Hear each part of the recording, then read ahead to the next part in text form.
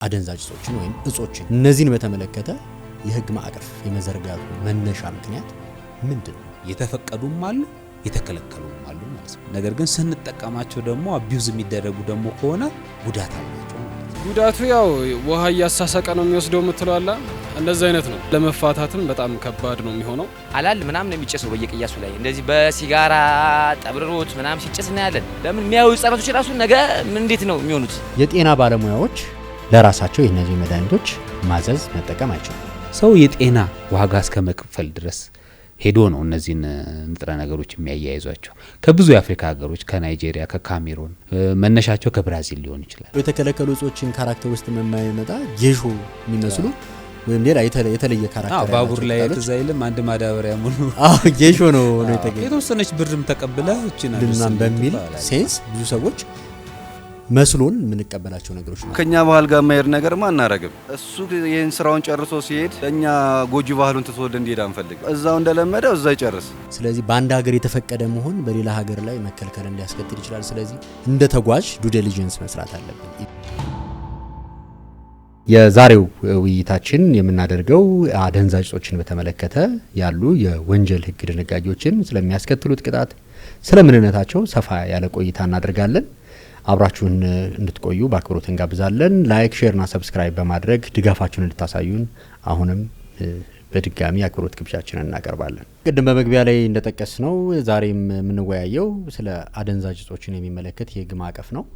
አደንዛዥ እጾች የምንላቸው የወል መጠሪያ ቢኖራቸውም በርካታ የተለያዩ አደንዛዥ እጽ በሚል ካራክተር የሚገለጹ ጠቃሚም ያልሆኑ የተከለከሉ ሬጉሌት የሚደረጉ የተፈቀዱ ነገር ግን ደግሞ በተወሰነ ገደብና ቁጥጥር የተፈቀዱ የተለያዩ እጾች ይኖራሉ። ስለዚህ እነዚህን በተመለከተ በስፋት እንወያያለን። ዋናው ትኩረታችን የኢትዮጵያን የህግ ማዕቀፍ መዳሰስ ነው።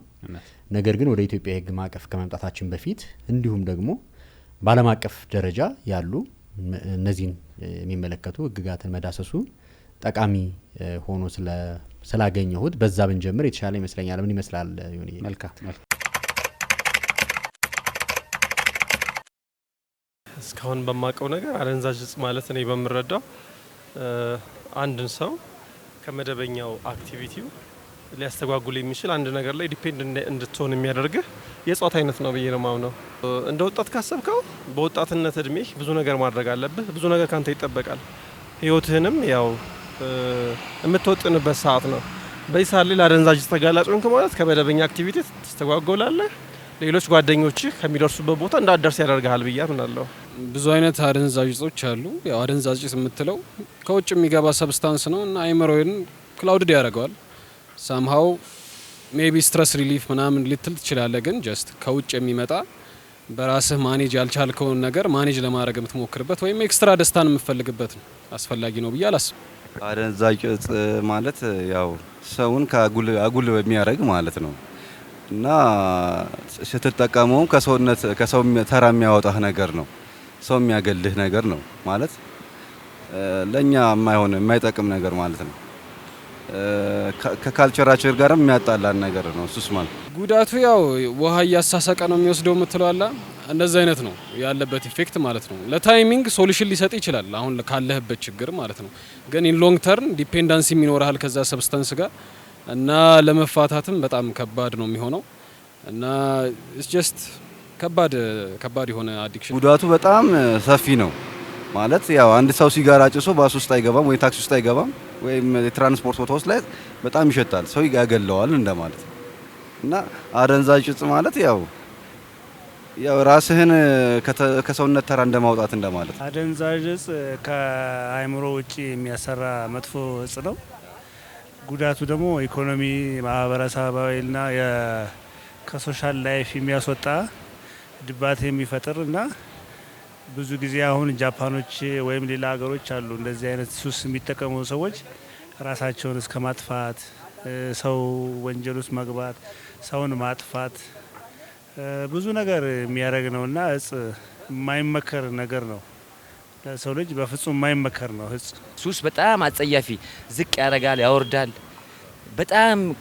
በጣም ቆሻሻ ከሰው በታች ነው የሚያደርግህ እና የተቀየርኩት በምስቴ የምሬ ነው የምነግርህ። እና ወደ 17 ዓመት አጭሻለሁ። አቅም አሁንም አቅም አለው አጭሳለሁ። በነገራችን ላይ ጉዳቱን የሚያስከትለው በደንብ ባላውቅም ጆሮዬ ሲሰማ ነገሩ ያስጠላኛል። እኔ ውጭ ሀገር ነው ወጄም ልምዱም የለኝም። በአገር ውስጥ ግን ከማንኛውም ሱስ ነጻ ሆኖ መቀመጥ እጅግ አስፈላጊ ነው ብዬ ገምታለሁ። ሶ በአንድ በኩል በእርግጥ እነዚህ የህግ ማዕቀፎች የቃል ኪዳን ስምምነቶች የኢትዮጵያ ህግ አካል ናቸው። ኢትዮጵያ እንደ ሀገር ከፈረመቻቸውና ካጸደቀቻቸው የኢትዮጵያ ህግ አካል ናቸው።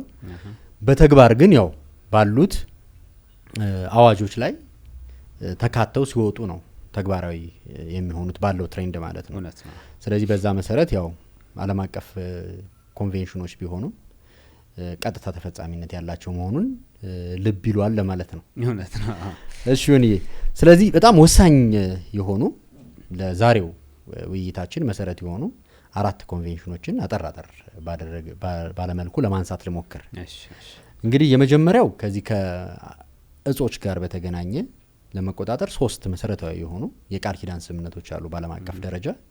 የመጀመሪያው በ1961 ብሎም በ1971 የተሻሻለው የናርኮቲክ እጾችን ወይም ድራጎችን የሚመለከተው የቃል ኪዳን ስምምነት ነው። ሁለተኛው በ1971 በ1988 የወጣው የሳይኮትሮፒክ እጾችን የሚመለከተው ኮንቬንሽን ነው። ሶስተኛው ደግሞ እነዚህን እጾች በህገ ወጥ መንገድ ማዘዋወርን ለመከልከል ወይ ደግሞ ይሄንን ለመቆጣጠር የወጣው ኮንቬንሽን ነው 1988። ኢትዮጵያ እንደ ሀገር 3ቱንም ኮንቬንሽኖች ፈርማለች፣ አጽድቃለች። ስለዚህ እነዚህ ኮንቬንሽኖች የኢትዮጵያ የህግ አካል ናቸው። ሌላው የተደራጁና ድንበር ዘለል ወንጀሎችን ለመከላከል የተፈረመው ኮንቬንሽን ነው። ይሄ ኮንቬንሽን ጥቅል ኮንቬንሽን ነው። ድንበር ተሻጋሪ የሆኑ ትራንስናሽናል የሆኑ ክራይሞችን ለመግታት ለመቆጣጠር የወጣ ነው። ነገር ግን ትራንስናሽናል ወይም ደግሞ ድንበር ዘለል ከምንላቸው በዚህ መንገድ ወንጀል ከሚፈጸማባቸው ነገሮች አንዱ አደንዛዥ እጾችን ወይም እጾችን የሚመለከቱ ናቸው።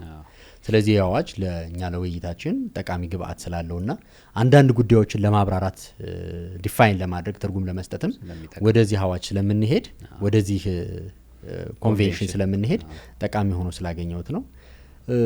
ምናልባት ትራንስናሽናል ስንል ምን ማለት ነው? ምን አይነት ካራክተር ያላቸው ወንጀሎች ናቸው ትራንስናሽናል የሚባሉት የሚለውን ላይ ትንሽዬ ነገር ለማለት ያክል በዚህ የቃል ኪዳን ስምምነት ላይ ወደ 4 ካራክተሮች ተቀምጠዋል። ትራንስናሽናል ነው የሚለውን ለማመልከት የመጀመሪያው ከአንድ ሀገር በላይ ኢንቮልቭ የሚደረግ ወይም ከአንድ ሀገር በላይ በሆኑ አገራት የተፈጸመ ሲሆን ነው።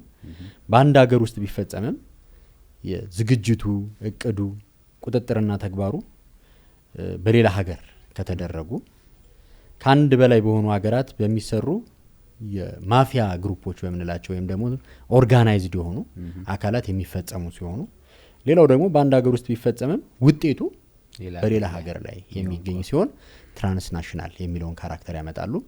በተግባርም ደግሞ እኛ ሀገር ውስጥም አለ።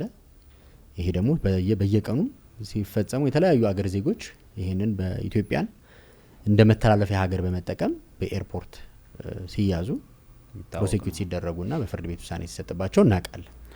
ስለዚህ ከዛ አኳያ እነዚህ ኦርጋናይዝድ የሆኑ ክራይሞችን ለመግታት የወጣው ኮንቬንሽንም በአዋጅ ቁጥር 526 1999 የኢትዮጵያ ህግ አካል ሆኗል፣ ራቲፋይድ ተደርጓል። ስለዚህ ይሄ ኮንቬንሽን ይጠቅመናል ብለን ለምናስበው ትርጉም በመስጠት ረገድ እናነሳቸዋለን ማለት ነው። ሶ እነዚህን ይመስላሉ 4ቱ መሰረታዊ የሆኑ ከዚህ ጉዳይ ጋር የተገናኙ ነገሮች። ሁሉም ኮንቬንሽኖች በካራክተር ደረጃ ሪኳየር የሚያደርጓቸው ተመሳሳይ ነገሮች ናቸው። እነዚህን የወንጀል አይነቶች ለመቆጣጠር፣ ለመግታት፣ ለመከላከል የሚያስችል ስርዓት መዘርጋትን በሀገራት ላይ ኃላፊነት ያስቀምጣሉ። ከነዚህ የወንጀል ተግባራት የሚገኙ ህገወጥ ፕሮሲዶችን እነዚህ የሚወረሱበትን፣ የሚስተናገዱበትን፣ የሚታገዱበትን፣ የሚያዙበትን ስርዓት ማበጀትን ሪኳየር ያደርጋሉ። ከዛ በተጨማሪ ደግሞ እነዚህ ወንጀል ፍሪ የሆኑ ነገሮች የሚወረሱበትን አግባብ፣ የሚወገዱበትን አግባብ ማስቀመጥ ይኖርባቸዋል። ቢግ ፒክቸሩ ደግሞ አጠቃላይ እንደ ዓለም የዓለምን ሰላም ደህንነትና ጸጥታ የሚያናጉ ስለሆኑ በባህሪያቸው ትራንስናሽናል የሚባሉት ክራይሞች ዓለም አቀፍ የሆነ ኮኦፕሬሽንን ወይም ደግሞ ትብብርን የሚያስቀምጡ ናቸው። አይ ቲንክ ለመግቢያ ያህል ይህን ያህል የሚበቃን ይመስለኛል ዓለም አቀፍ ያለውን ትሬንድ በተመለከተ። አሁን እንግዲህ እጾች ስንል ቅድም እንዳልነው የወል መጠሪያ ነው። በርካታ ደግሞ ዝርዝር ነገሮች አሉት ብለናል። ስለዚህ ዮኒዬ ከምን ብንጀምርና ብንወያይ ጥሩ ነው ብዬ አስባለሁ። በዚህ ረገድ ትርጉም በመስጠት ብንጀምር መልካም። አሁን ወደኛ ዛሬ ወደ ምንወያይባቸው ነጥቦች ስንመጣ እጾችን፣ የናርኮቲክ እጾችን ወይ መድኃኒቶችን፣ የሳይኮትሮፒክ እጾችን ወይ መድኃኒቶችን የሚመለከቱ ናቸው። እስኪ ምን ማለት ናቸው? እጽ ምንድነው? የናርኮቲክ ድራግ ምንድነው? የሳይኮትሮፒክ እጾች ወይም ድራጎች ምንድናቸው ከሚለው እንጀምርና መድረኩን ላንተ ልልቀቅ እስኪ። እሺ አመሰግናለሁ ቶሚ። ብዙ አስጠበከኝ እንግዲህ ጓጓ ብዙ ሰዓት አሁን ነው የሚሰጠኝ አሁን ነው እያልኩኝ ነበረ። አዎ ነገሮችን ከትርጉም መጀመር ያው ስለምናወራው ርዕስ ምን እንደሆነ ግንዛቤ ለመስጠትም ይረዳል። ከዛ በዘለለ ደግሞ ኮንቴክስቱንም ለማስቀመጥ ስለሚረዳ መተርጎሙ የተሻለ ነው። ስለዚህ አሁን እንደናወራ የተዘጋጀንበት ርዕስ ያው አደንዛዥ እጾችን የተመለከተ ነው። በተለምዶ አደንዛዥ እጽ የምንላቸው ማለት ነው። እነዚህ ደግሞ ሜዲካል ተርሞች አላቸው። ሜዲካል ተርሞቻቸው ናርኮትሮፒክ ወይም ሳይኮትሮፒክ ተብለው ናርኮቲክ ወይም ሳይኮትሮፒክ ተብለው ነው በሜዲካል ተርማቸው የሚጠሩ። ስለዚህ ናርኮትሮፒክ የምንላቸው በባህሪያቸው ህመምን ወይንም ከባድ ህመምን ለማስታገስ ወይንም እንደ ፔን ኪለር የምንጠቀማቸው ነገሮች ሞር ከፊሊንግ ጋር የተያያዘ ቢሆንም ግን የሆነን ነገር ፊል እንዳናረግ ሴንስ እንዳናረግ እንድንደነዝዝ የሚያደርጉን የንጥረ ነገር አይነቶች ናቸው ናርኮቲክ የምንላቸው። ሳይኮትሮፒክ ደግሞ የምንላቸው ሞር የሚገናኙት ከአይምሮ ስራ ጋር ወይንም ከህሊና ስራ ጋር የተገናኙ ነገሮች ናቸው። አእምሯችን የሚሰራበትን ወይም ፈንክሽን የሚያደርግበትን ነገር የሚለውጡ አልተር የሚያደርጉ ነገሮች ናቸው። ሞር ፊሊንግህን እንትን የሚሉ የሚቀይሩ፣ ሀሳብህን የሚቀይሩ፣ አስተሳሰብህን የሚቀይሩ ወይንም የሚለውጡ ይህንን ወደ ሞር የማገናዘብ አቅምህን አፌክት የሚያደርጉት ደግሞ ንጥረ ነገሮች ምን ይባላሉ? በህግም በሜዲካልም ተርማቸው እነዚህ ሳይኮትሮፒክ ይባላሉ ማለት ነው። ስለዚህ ሞር ናርኮቲክ የሚባሉት ይሄ ከህመም ጋር የተያዘ አንተ ፊል እንዳታረግ የህመም ስሜትን ፔን ኪለር ወይም የህመም ማስታገሻ እንደዛ አይነት ነገሮችን እነሱን እንደ ናርኮቲክ እንላቸዋለን። ሳይኮትሮፒክ ደግሞ ይሄ የማሰብ የግንዛቤ እንትንን የሚያዛቡ አነቃቂ ሊሆኑ ወይ ሊያነቃቁ ይችላሉ ወይ ሊያደነዙ ይችላሉ። ኢፌክታቸው እንደዛ ሊሆን ይችላል ማለት ነው። እነዚህ ናርኮቲክ የሚባሉት እንደ ሞር ነገሮቹን ዲፋይን ከማድረግ ህጎቹም የሚመርጡት ነገሮቹን ዲፋይን ከማድረግ ዓለም አቀፍ ቃል ኪዳን ስምምነቶች የሚሆነ የኢትዮጵያ ህጎች ነገሮቹን ዲፋይን ከማድረግ የሚመርጡት ንጥረ ነገሮቹን መለየት ላይ ነው ትኩረት የሚያደርጉት። እንዲህ ነው ከማለት ሳይሆን ይሄ ንጥረ ነገር ናርኮቲክ ነው፣ ይሄ ንጥረ ነገር ሳይኮትሮፒክ ነው ተብሎ ሊስት ሁላላቸው ማለት ነው። ስለዚህ ሬጉሌት የምናደርጋቸው ይሄ ንጥረ ነገር እዛ ሊስት ውስጥ አለ ወይስ የለም የሚለው ነው የምንመለከተው ማለት ነው። ግን እንደ ጀነራል ተርማቸው ግን ዲፋይን የሚደረጉት ቅድም በገለጽ ነው መልኩ ካራክተራቸው ያኛው። እንደ ምሳሌ ደግሞ እንጥቀስ ከተባለ ናርኮቲክ የሚባሉት ምን አይነት ሰብስታንሶች ነው የሚባሉት? ሞር የሚመነጩት ከኦፒየም ከሚባል እጽዋት ነው። እንደ እጽዋት ነገር ነው፣ ፍሬም ነገር አለው። ከሱ የሚመረቱ እንደ ሞርፊን፣ ሄሮይን የመሳሰሉ ንጥረ ነገሮች በሙሉ ናርኮቲክ የሚባለው እንትን ውስጥ ያርፋሉ።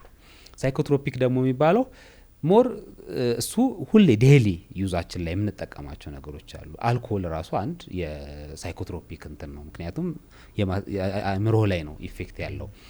ኢቭን ኒኮቲን ያላቸው ሰብስታንሶች ሊሆኑ ይችላሉ። ካፌን በጥቅሉ ራሱ ቡናና ሻይ ራሱ እንደ አነቃቂ ወይንም ሳይኮትሮፒክ መድኃኒት ነው የሚቆጠሩት። ከዚህ ደግሞ አልፎ እነ ማሪዋና፣ ኮኬን፣ ካናቢስ፣ ክራክ ምናምን እንላቸው ጋንጃ፣ አሺሽ ምንላቸው ነገሮች በሙሉ እነዚህ የማገናዘብ አይምሮ እንትን ላይ ስርዓት ላይ ስለሆነ ተጽዕኖ ያላቸው እነዚህም በሙሉ ካታጎራይዝ የምናረጋቸው ወደ ሳይኮትሮፒክ የሚባሉ መድኃኒቶች ነው ማለት ነው። ስለዚህ በጠቅላላው እነዚህ ነገሮች ለሕክምና ልንጠቀማቸው እንችላለን። ከዛ ደግሞ አልፈን አቢዩዝ ልናረጋቸው እንችላለን ማለት ነው። ስለዚህ ጥቅም አላቸው። በመርህ ደረጃ ለሕክምና አገልግሎት ይጠቀማሉ። እነዚህ አሁን ናርኮትሮፒክ ያልናቸው መድኃኒቶች በሙሉ ለምን ልንጠቀማቸው እንችላለን? ህመምን ለማስታገስ፣ ከባድ የሆነ ህመምን ለማስታገስ በህክምና በሐኪም ትእዛዝ ሁላ የምንጠቀማቸው ናቸው። እነዛን ደግሞ ሳይኮትሮፒክን ደግሞ ከአይምሮ ህመም ጋር ለተያያዙ ህመሞች የምንጠቀማቸው መድኃኒቶች ናቸው ማለት ነው። ስለዚህ ጥቅም አላቸው። ነገር ግን ስንጠቀማቸው ደግሞ አቢዩዝ የሚደረጉ ደግሞ ከሆነ ጉዳት አላቸው ማለት ነው። ስለዚህ ጥቅም ያላቸውም ናቸው፣ ጉዳትም ያላቸው ናቸው። የተፈቀዱም አሉ፣ የተከለከሉም አሉ ማለት ነው። ስለዚህ መጠናቸው ላይ ነው ማተር የሚያደርገው ማለት ነው። ይሄ ነው በጠቅላላው እነዚህን ንጥረ ነገሮች በትርጉም ደረጃ ልናስቀምጣቸውና ልናብራራቸው የምንችለው ማለት ነው። ይሄ ነው በእኔ በኩል ያለው ቶሚ። ቴንክ ዩ። በጣም በጣም አሪፍ ገለጻ ነው የሰጠህን። በተለይ ናርኮቲክና ሳይኮትሮፒክ የሚባሉት ነገሮች ምንድነው ካራክተራቸው? ያው ዝርዝሩ ዞሮ ሞሮፍ የባለሙያን ሪኳየርመንት የሚጠይቅ ነው። እውነት ነው። ወንጀሉ ተፈጽሞ ሲገኝ ወይም በዚህ መልኩ ማጣራት ሲደረግ የያዘው ንጥረ ነገር ምንድነው የሚለው የተከለከለ እጽ ነው፣ ናርኮቲክ ነው፣ ሳይኮትሮፒክ ነው የሚለው በፎሬንሲክ ላቦራቶሪ ውስጥ ታይቶ ተገቢው ሙያዊ አስተያየት መጥቶበት ወደ ህግ ባለሙያዎች ፍርድ ቤትም በዛ አግባብ የሙያ አስተያየት መሰረት አድርጎ የሚያየው ነው። ካራክተራቸውን ወይም ደግሞ ይሄ የመዝገበ ቃላት ትርጉማቸውን ማየቱ በራሱ ካራክተራቸውን ለመረዳት የሚያስችል ነው። ከዛ ውጭ ግን በየጊዜው የሚሻሻል የተለያየ ሊስት አለው። ለምሳሌ የናርኮቲክ ኮንቬንሽን ላይ ናርኮቲክ የሚባሉትን በ4 በ5 ሰንጠረዥ እንደ ካራክተራቸው ያስቀምጣቸዋል። 118 አይነት ከመቶ በላይ ናቸው በአጠቃላይ። እነሱ ወደፊትም ሊጨመሩ የሚችሉ ይኖራሉ፣ ሊወጡ ሊሻሻሉ የሚችሉ ነገሮች ይኖራሉ። ከኮንሰንትሬሽናቸው ጋር የሚያያዝ ስለሆነ ማለት ነው። ከኮንሰንትሬሽን ሌቭላቸው ጋር የሚያያዝ ውስጣቸው ያለው የዛ ንጥረ ነገር መጠን ማለት ነው። ማሱ ይታየና ከዛም አንፃር የተፈቀደ ነው ያልተፈቀደ ነው ወደሚልም ሳይንቲፊክ እንትን ውስጥም መግባት ይቻላል። በተመሳሳይም ሳይኮትሮፒክ የሚባሉትም እጾች ወይ መድኃኒቶችም ሳይኮትሮፒክ እሱን የተመለከተው ኮንቬንሽን ላይም በተመሳሳይ በሰንጠረዥ ተቀምጧል። ከመቶ በላይ ያለ እነሱ ወደ 112 በርካታ ናቸው። ወደ ኢትዮጵያም ስናመጣቸው ዲፋይን የተደረጉበትን መንገድ ስናይ የመድኃኒትና የምግብና የመድኃኒት አስተዳደር አዋጅ ላይ 11-12ን ስናይ ሁለቱም ወደ ኮንቬንሽኑ ነው የሚመሩት። እዛ ላይ ሊስት በኮንቬንሽኖቹ ላይ ሊስት የተደረጉትን እና ራሱ ኦቶሪቲው ስልጣን በአዋጁ ስልጣን የተሰጠው አካል የሚመድባቸው እሱም በራሱ በየጊዜው የሚመድባቸው ይሄ ሳይኮትሮፒክ ነው ይሄ ከዛ ነው የሚነሳው ከሚላቸው የሚነሳ ነው። ዞሮ ያ ቴክኒካል የሆነው ሊስት ሳይንቲፊክም ከመሆኑ አኳያ ስማቸው በዚህ ደረጃ ሁሉንም ኤግዞስት አድርጎ መጨረሱም መግለጹም እንትን ላይ ሆን ይችላል። ግን ዞሮ ናርኮቲክም ሳይኮትሮፒክም ቢሆኑ ጥቅም ቢኖራቸውም በአንጻሩ ደግሞ ጉዳትም ስላለባቸው የህግ ማዕቀፉ የወጣው በዛው አግባብ እነዚህን ሬጉሌት ለማድረግ ነው የሚለውን እንይዝና ቀጥለን ምንድነው ኦብጀክቲቭ ወደሚለው ብንገባ አሪፍ ይመስለኛል። ምንድነው ዮኒ ኦብጀክቲቭ ኢን ሴንስ እነዚህን በተመለከተ የህግ ማዕቀፍ የመዘርጋቱ መነሻ ምክንያት ምንድነው? እሺ ቶሚዬ፣ እነዚህን ንጥረ ነገሮችን በተመለከተ የህግ ማዕቀፍ አሁን አይደለም የወጣው፣ በጣም የቆየ ነው። ከአንደኛው የዓለም ጦርነት በኋላ ይሄ ሀገራት በእንትን ከተቋቋሙ በኋላ ንግግር ተደርጎ ከሁለተኛው የዓለም ጦርነት በኋላ ነው ብዙዎቹ እነዚህ የህግ ማዕቀፎች ወደ ተግባር የገቡት ማለት ነው። ስለዚህ እነዚህን መቆጣጠር ያስፈለገበት ቤዚክ ምክንያት በሁለት ልንከፍላቸው እንችላለን። መጀመሪያ ቅድም እንዳልነው ጥቅም አላቸው፣ ጉዳት አላቸው ብለናል። ስለዚህ ጥቅም ጉዳት ካላቸው ምን መኖር ያስፈልገናል ማለት ነው? በሆነ መልኩ ሬጉሌት መደረግ አለባቸው ማለት ነው። ጥቅማቸውን እንድናገኝ ጉዳታቸውን ደግሞ እንድንቀንስ ወይንም እንድናጠፋ ማለት ነው። ስለዚህ ለዚህ ሲባል የግድ ሬጉሌት መደረግ አለባቸው ማለት ነው። ሰም ዲግሪ ሬጉሌሽን ያስፈልገዋል። ስለዚህ የመጀመሪያው እነዚህን የቃል ኪዳን ስምምነቶችም ሆነ ሀገራት በየሀገራቸው ያወጡትን ህጎችን በተመለከተ ማውጣት ያስፈለገበት ቤዚክ ምክንያት ጉዳታቸውን አድቨርስ ኢፌክታቸውን ለመከላከል በተወሰነ መልኩ ሬጉሌት መደረግ አለበት። ሬጉሌሽን ስርዓት ማምጣት ነው። ሬጉሌት ሲደረግ ደግሞ እንዴት መመረት አለባቸው፣ እንዴት ዲስትሪቢዩት መደረግ አለበት፣ እንዴት ለተጠቃሚው መድረስ አለበት፣ ማን ነው ተጠቃሚው፣ ለተጠቃሚው ማን ነው መስጠት የሚችለው የሚሉትን ቤዚክ ነገሮች እናስቀምጥበታለን ማለት ነው።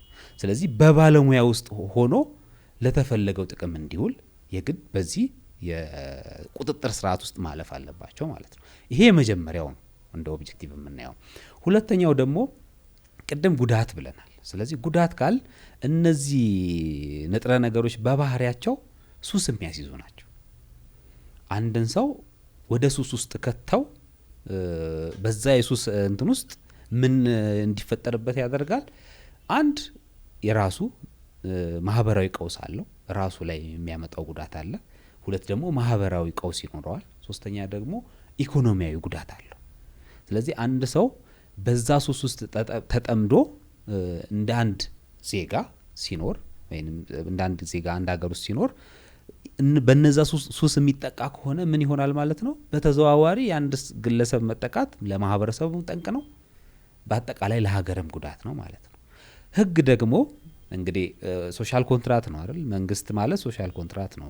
ማህበረሰቡ ተስማምቶ ያቋቋመው ህዝቡን እንዲጠብቅ፣ እንዲከላከል፣ ጥቅሙን እንዲያስከብር የወከለው አንድ አካል ነው። ስለዚህ መንግስታትም ዜጎቻቸው ማህበራዊም ኢኮኖሚያዊም ቁሳዊም ጉዳት እንዳይደርስባቸው የመጠበቅ ግዴታ ስላለባቸው ያንን ግዴታ ከሚወጡበት መንገድ አንዱ ህጎችን በማውጣት ነው ማለት ነው። ስለዚህ እነዚህ ህጎች ደግሞ ለምሳሌ የወንጀል ህጉን አላማ ስናየው የወንጀል ህጉ እንደ አላማ የሚያስቀምጠው ህዝብን፣ ግለሰብን፣ ዜጎችንና መንግስትን መጠበቅ ነው።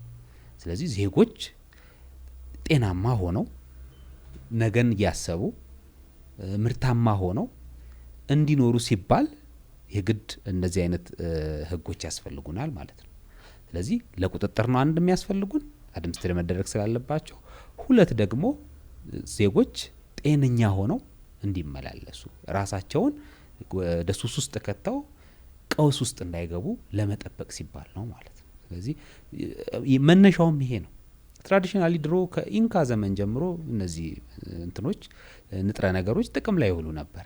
ግን እነዚህ ነገሮች በባህሪያቸው ሱስ የሚያስይዙ ስለሆነ የሱስ መጠናቸው ደግሞ ሰውን ህይወት የሚያወጣው የአይምሮ ቀውስ የሚያመጣበትም ስለሆነ ስለ ሜንታል ኢልነሱ እና ፊዚካል ጤንነቱ ሲባል የግድ እንደዚህ አይነት ህጎች ስለሚያስፈልጉ ለዛ ሲባል ለዛ አላማ ሲባል ነው እነዚህ ህጎች ያስፈልጉት ማለት ነው። ይሄ ነው ለአላማው የሚለው። በጣም ደስ በጣም ውብና በቂ ዝርዝር ገለጻ ነው። ብዙም በዚህ ላይ ምንም የተንዛዛ ነው ማከለው ነገር የለም። በጣም ናይስ ነው። በጣም ናይስ ነው። ሶ ሁለት ነገሮችን ነው ከዚህ ኖትስ ያረኩት። አንደኛው የተፈቀዱትን እጾች በተመለከተ ቁጥጥርና ሬጉሌት አድርጎ በሬጉሌትድ በሆነ መንገድ ማቅረብ ነው። ፍጹም የተከለከሉትን ደግሞ መከልከል ነው። ስለዚህ ለሱ አት ዘ ኤንድ ኦፍ ዘ ዴይ ደግሞ አላማው ቅድም ያልከው ነው። ምንም ማብራራት አያሻውም ተጨማሪ ነገር። ሶ በዛ ረገድ የህግ ማቀፎች ወጥተዋል ማለት ነው። ስለዚህ ዛሬ ለዚህ ጉዳይ ለያዝነው ጉዳይ አግባብነት ያላቸውን ሁለት የህግ ማቀፎች እናያለን። የመጀመሪያው የወንጀል ህጉ ወይም ኮዱ ወይም ደግሞ አዋጅ ቁጥር 414 1997 ወይም 96 የሚባለው የወንጀል ህጉ የወንጀል ህግ ሲባል ብዙ ጊዜ ብዙ ሁሉም የወንጀል ድንጋጌ ያዙት በሙሉ የወንጀል ህጉ ስለሚባል ያው የኛ ሀገር ኮድ በቃ የወንጀል ህግ ኮዱን እንዲሁም ደግሞ የምግብና የመድኃኒት አስተዳደር አዋጅ ቁጥር 1112 2011ን እናያለን።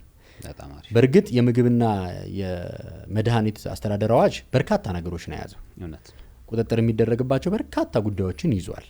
ከዛ ውስጥ ለዛሬ የምናየው የናርኮቲክና ሳይኮትሮፒክ እጾችን በተመለከተ ቁጥጥር የሚደረግበት አንድ ሰብስታንስ ወይም ንጥረ ነገር ነው ስለተባለ እሱን የሚመለከተውን ክፍል ብቻ ነው። ከዛ ባሻገር ያሉትን ቁጥጥር የሚያሻቸውን የምግብ፣ የሌሎች መድኃኒቶች፣ የውበት መጠበቂያዎች፣ ቶባኮ፣ ትንባሆ፣ ሺሻን ምናምን ጨምሮ የመሳሰሉትን ነገሮች ሰፊ ራሳቸውን የቻሉ ክፍሎች ስላሉት በሌላ ጊዜ እንመለስበታለን። ራሱን የቻለ ሰፊ ውይይት ስለሚፈልግ ማለት ነው። ሶ ከዛ አኳያ ወደ ከአዋጁ ብንጀምር አሪፍ ይመስለኛል። ምን ታስባለህ? በጣም አሪፍ። ከህጎቹ ማቀራረጽ አንጻር ከአዋጁ መጀመር የተሻለ ከአዋጁ መጀመር ስፔሲፊክም ስለሆነ ማለት ነው። አንተ ከአዋጁ ጀምርልንና እስቲ እሺ አዋጁ ምን ይላል ስለዚህ ነገሮች የሚለውን እስቲ አጠር አድርገህ። መልካም ከባድ ነው አጠር አድርገህ። በርግጥ ይቻል ከሆነ ያላሳጥረ ቢያንስ የመሰማት መብታችን በፖድካስታችን ባለ ንብረት በሆነበት ፖድካስት እዛ ላይ ይከበርልን የሚለው ነው።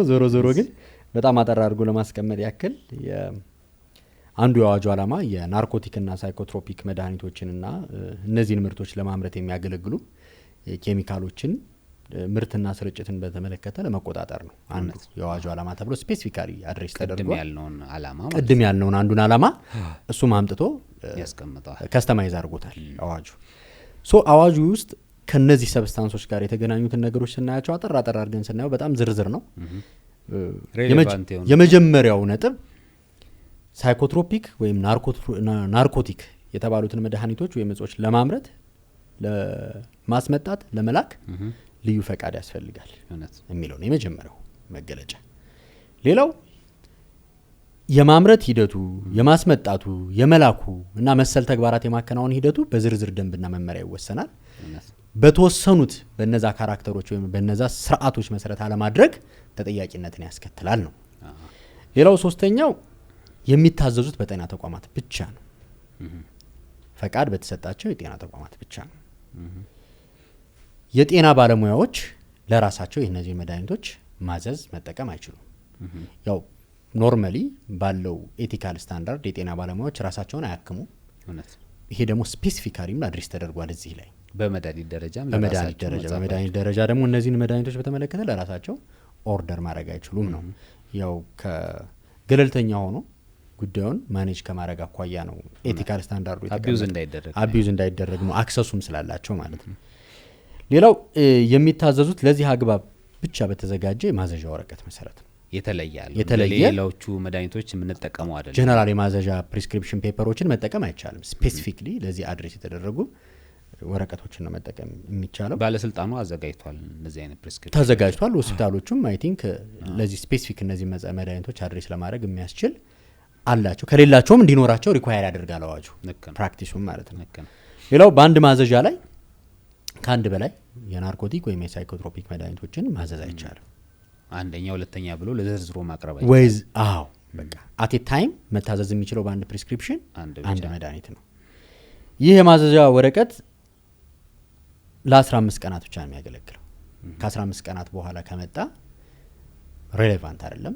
ፋርማሲስቶችም መድኃኒት አዳዮችም ይህንን ማስተናገድ አይኖርባቸውም። ሌላው ምንድነው? ፋርማሲስቶች በጥንቃቄ መሸጥ አለባቸው። የማዘዣ ወረቀቱን ህጋዊነት ማረጋገጥ አለባቸው። ከማህተሙ ከሰጪው አካል ይህንን ካዘዘው ባለሙያ ያውቃሉ አይደል?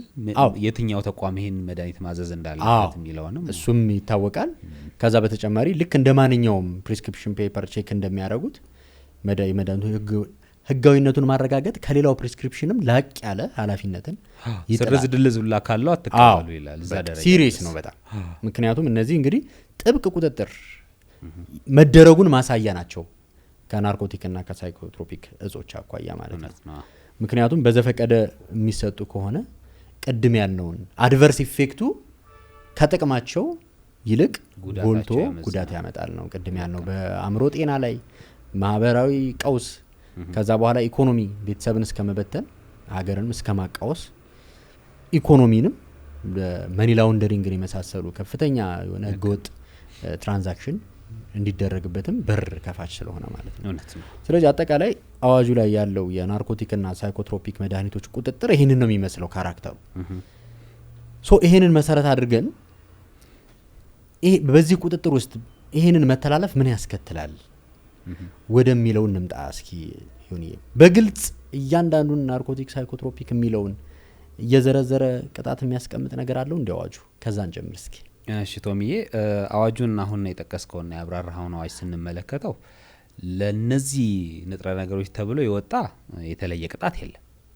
ነገር ግን ቁጥጥር የሚደረግባቸው ንጥረ ነገሮችን በሙሉ በተመለከተ ግን አዋጁ ቅጣትን ያስቀምጣል ማለት ነው። ስለዚህ እነዚህ ቁጥጥር የተደረገባቸው በሌላ ቋንቋ ናርኮቲክና ሳይኮትሮፒክንም ይጨምራል ማለት ነው። ስለዚህ አሁን ያወራንባቸውን እጾች በተመለከተም እነሱን በተመለከተም የሚሰሩ ጥፋቶችንም በተመለከተ የወንጀል ቅጣት አለው ማለት ነው አዋጁ። ቅጣቱን በአንቀጽ 67 ላይ በዝርዝር ያስቀምጣቸዋል። ስፔሲፊካሊ ደግሞ ለዚህ ፐርፐዝ የሚሉትን ደግሞ ስንመለከታቸው የመጀመሪያው ፍቃድ ያላቸው ይህንን የማምረት የማከፋፈል ፍቃድ ያላቸው አካላት በሚያመርቱበት ጊዜ ጥራቱን አለመጠበቅ ሊሆን ይችላል፣ የአመራረት ሂደቱን አለመጠበቅ ሊሆን ይችላል፣ አስተሻሸጉ ሊሆን ይችላል። ከዚህ ጋር የተያያዘ ስህተት የፈጸሙ እንደሆነ ወይንም ከዚህ ጋር የተያያዘ ጥፋት ያጠፉ እንደሆነ አንድ ቅጣት አለው ራሱን የቻለ። ቅጣቱም ቀላል የሚባል አይደለም።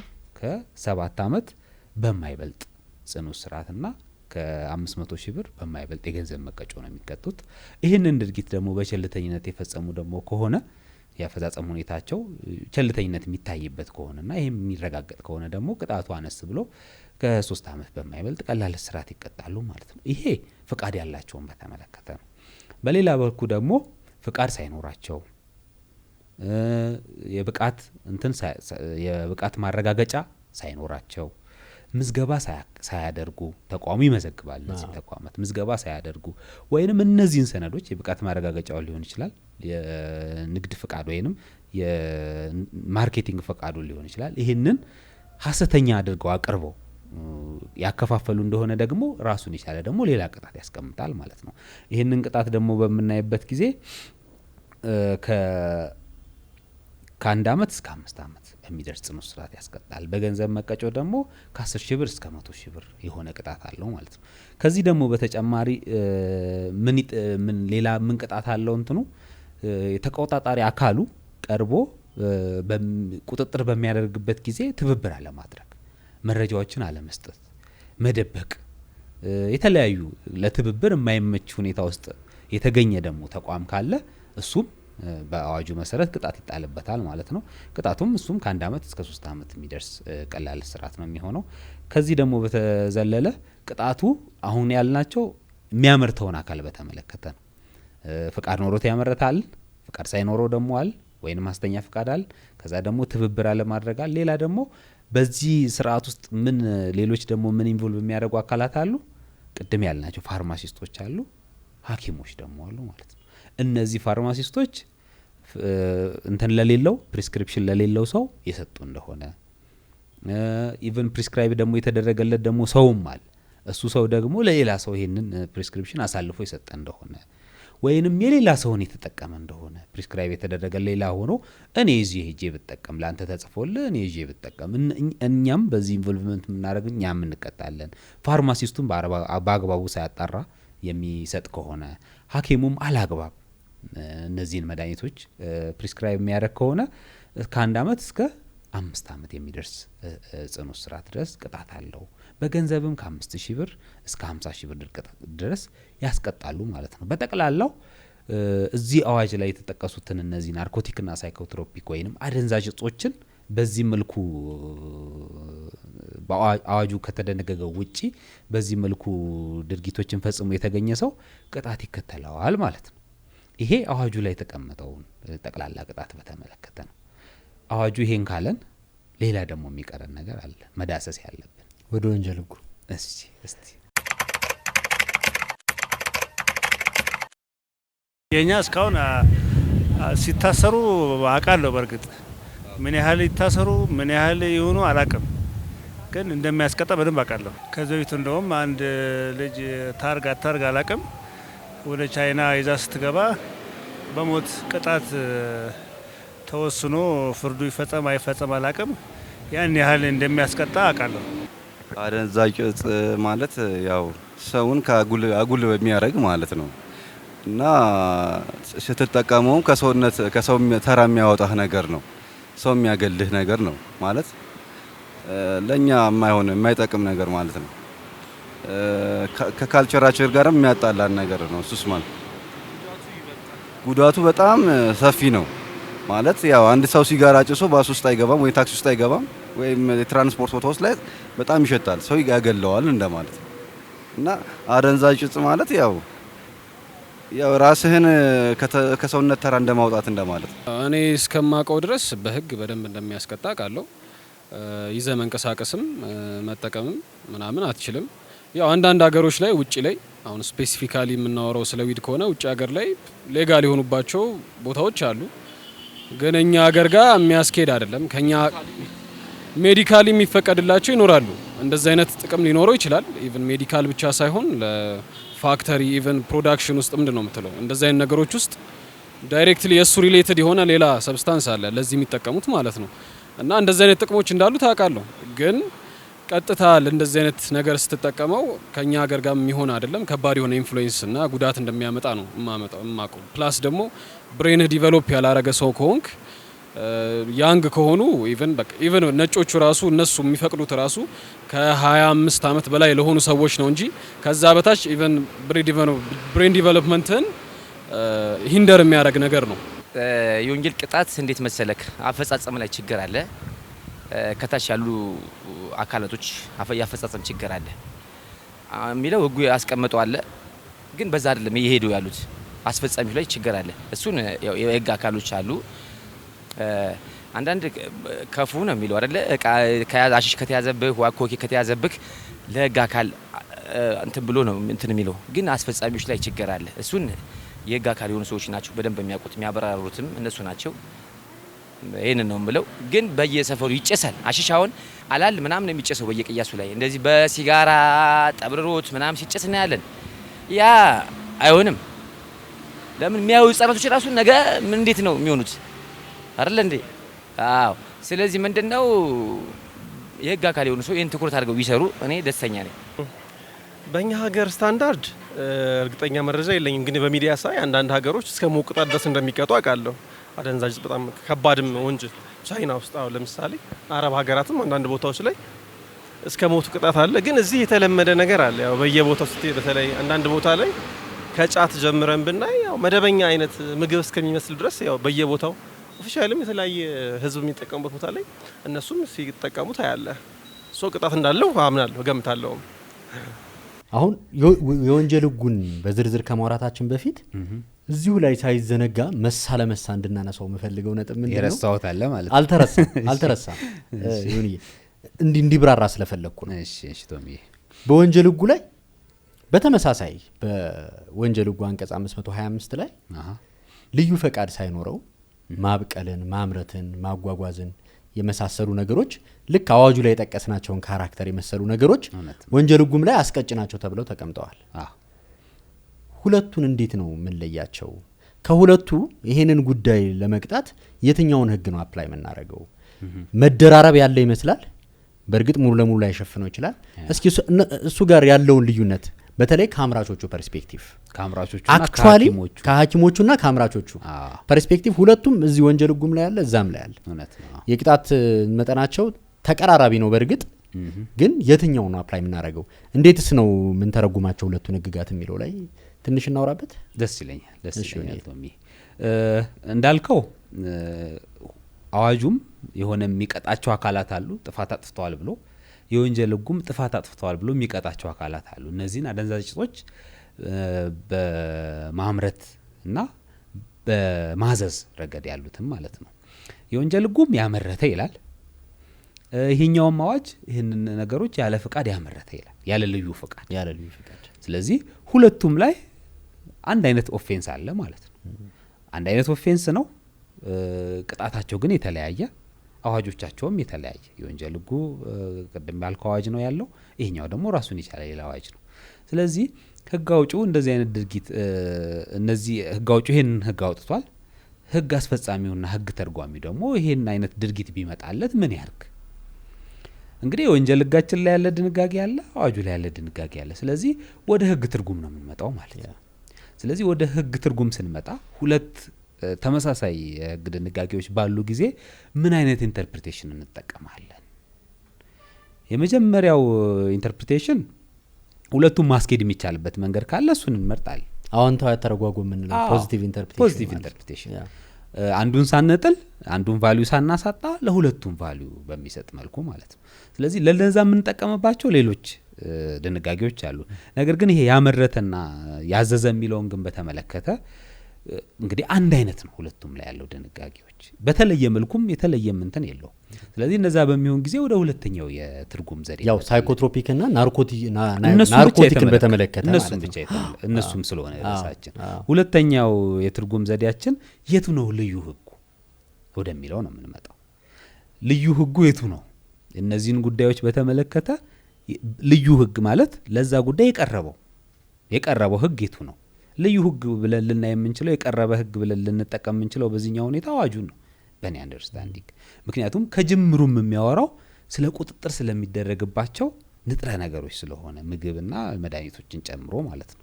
እነዚህ ደግሞ ከመድኃኒት የሚመደቡ ናቸው በብዛት መድኃኒትም ያልሆኑ እጾችም አሉ እንደ ንጥረ ነገሮች ግን እንደዛ ስለሆነ ልዩ የሚለው ልዩ ህግ ብዬ የማስበው ይሄኛው ስለዚህ ወደ ልዩ ህግ ኢንተርፕሬቴሽን ስንመጣ ትርጉም ስንመጣ አፕላይ የምናደርገው አዋጁን ነው የሚሆነው ማለት ነው እንዲያው ይሄ እንኳን አልፈ ነው ሁለቱም ልዩ ናቸው እንኳን ብንል ያኛው በልዩነት አንቀጹን ብቻ ተመልክተን ልዩ ህግ ነው የምንልበት ክርክር እንኳን ካለ ከሁለቱ ለሞ ልዩ ህጎች የትኛው ነው ሌት ሊወጣው ወሰንቶ ነው የትኛው ነው የቅርብ ጊዜው ምክንያቱም የቅርብ ጊዜ ህግ ሲወጣ የድሮውን ሪኮግናይዝ አድርጎ ይወጣል ተብሎ ስለሚገመት ወይንም ከወጣም ዝም ካለም ደግሞ ምንድነው ኢምፕላይድሊ ሪፒር አድርጎታል ነው በሌላ ቋንቋ ስለዚህ የቅርቡ ህግ የትኛው ነው አዋጁ ነው አዋጁ የወጣበት ጊዜ ቅርብ ነው ማለት ነው ስለዚህ በዚህኛውም ትርጉም ስንመጣ አዋጁ የተሻለ አፕሊካብል ይሆናል ሶስተኛ ደግሞ ይሄ እንዳለ ሆኖ ደግሞ አንዳንዴ የተከሳሽ ኢንተረስት ይታያል ምክንያቱም በወንጀል ክርክር ጊዜ ብዙ ጊዜ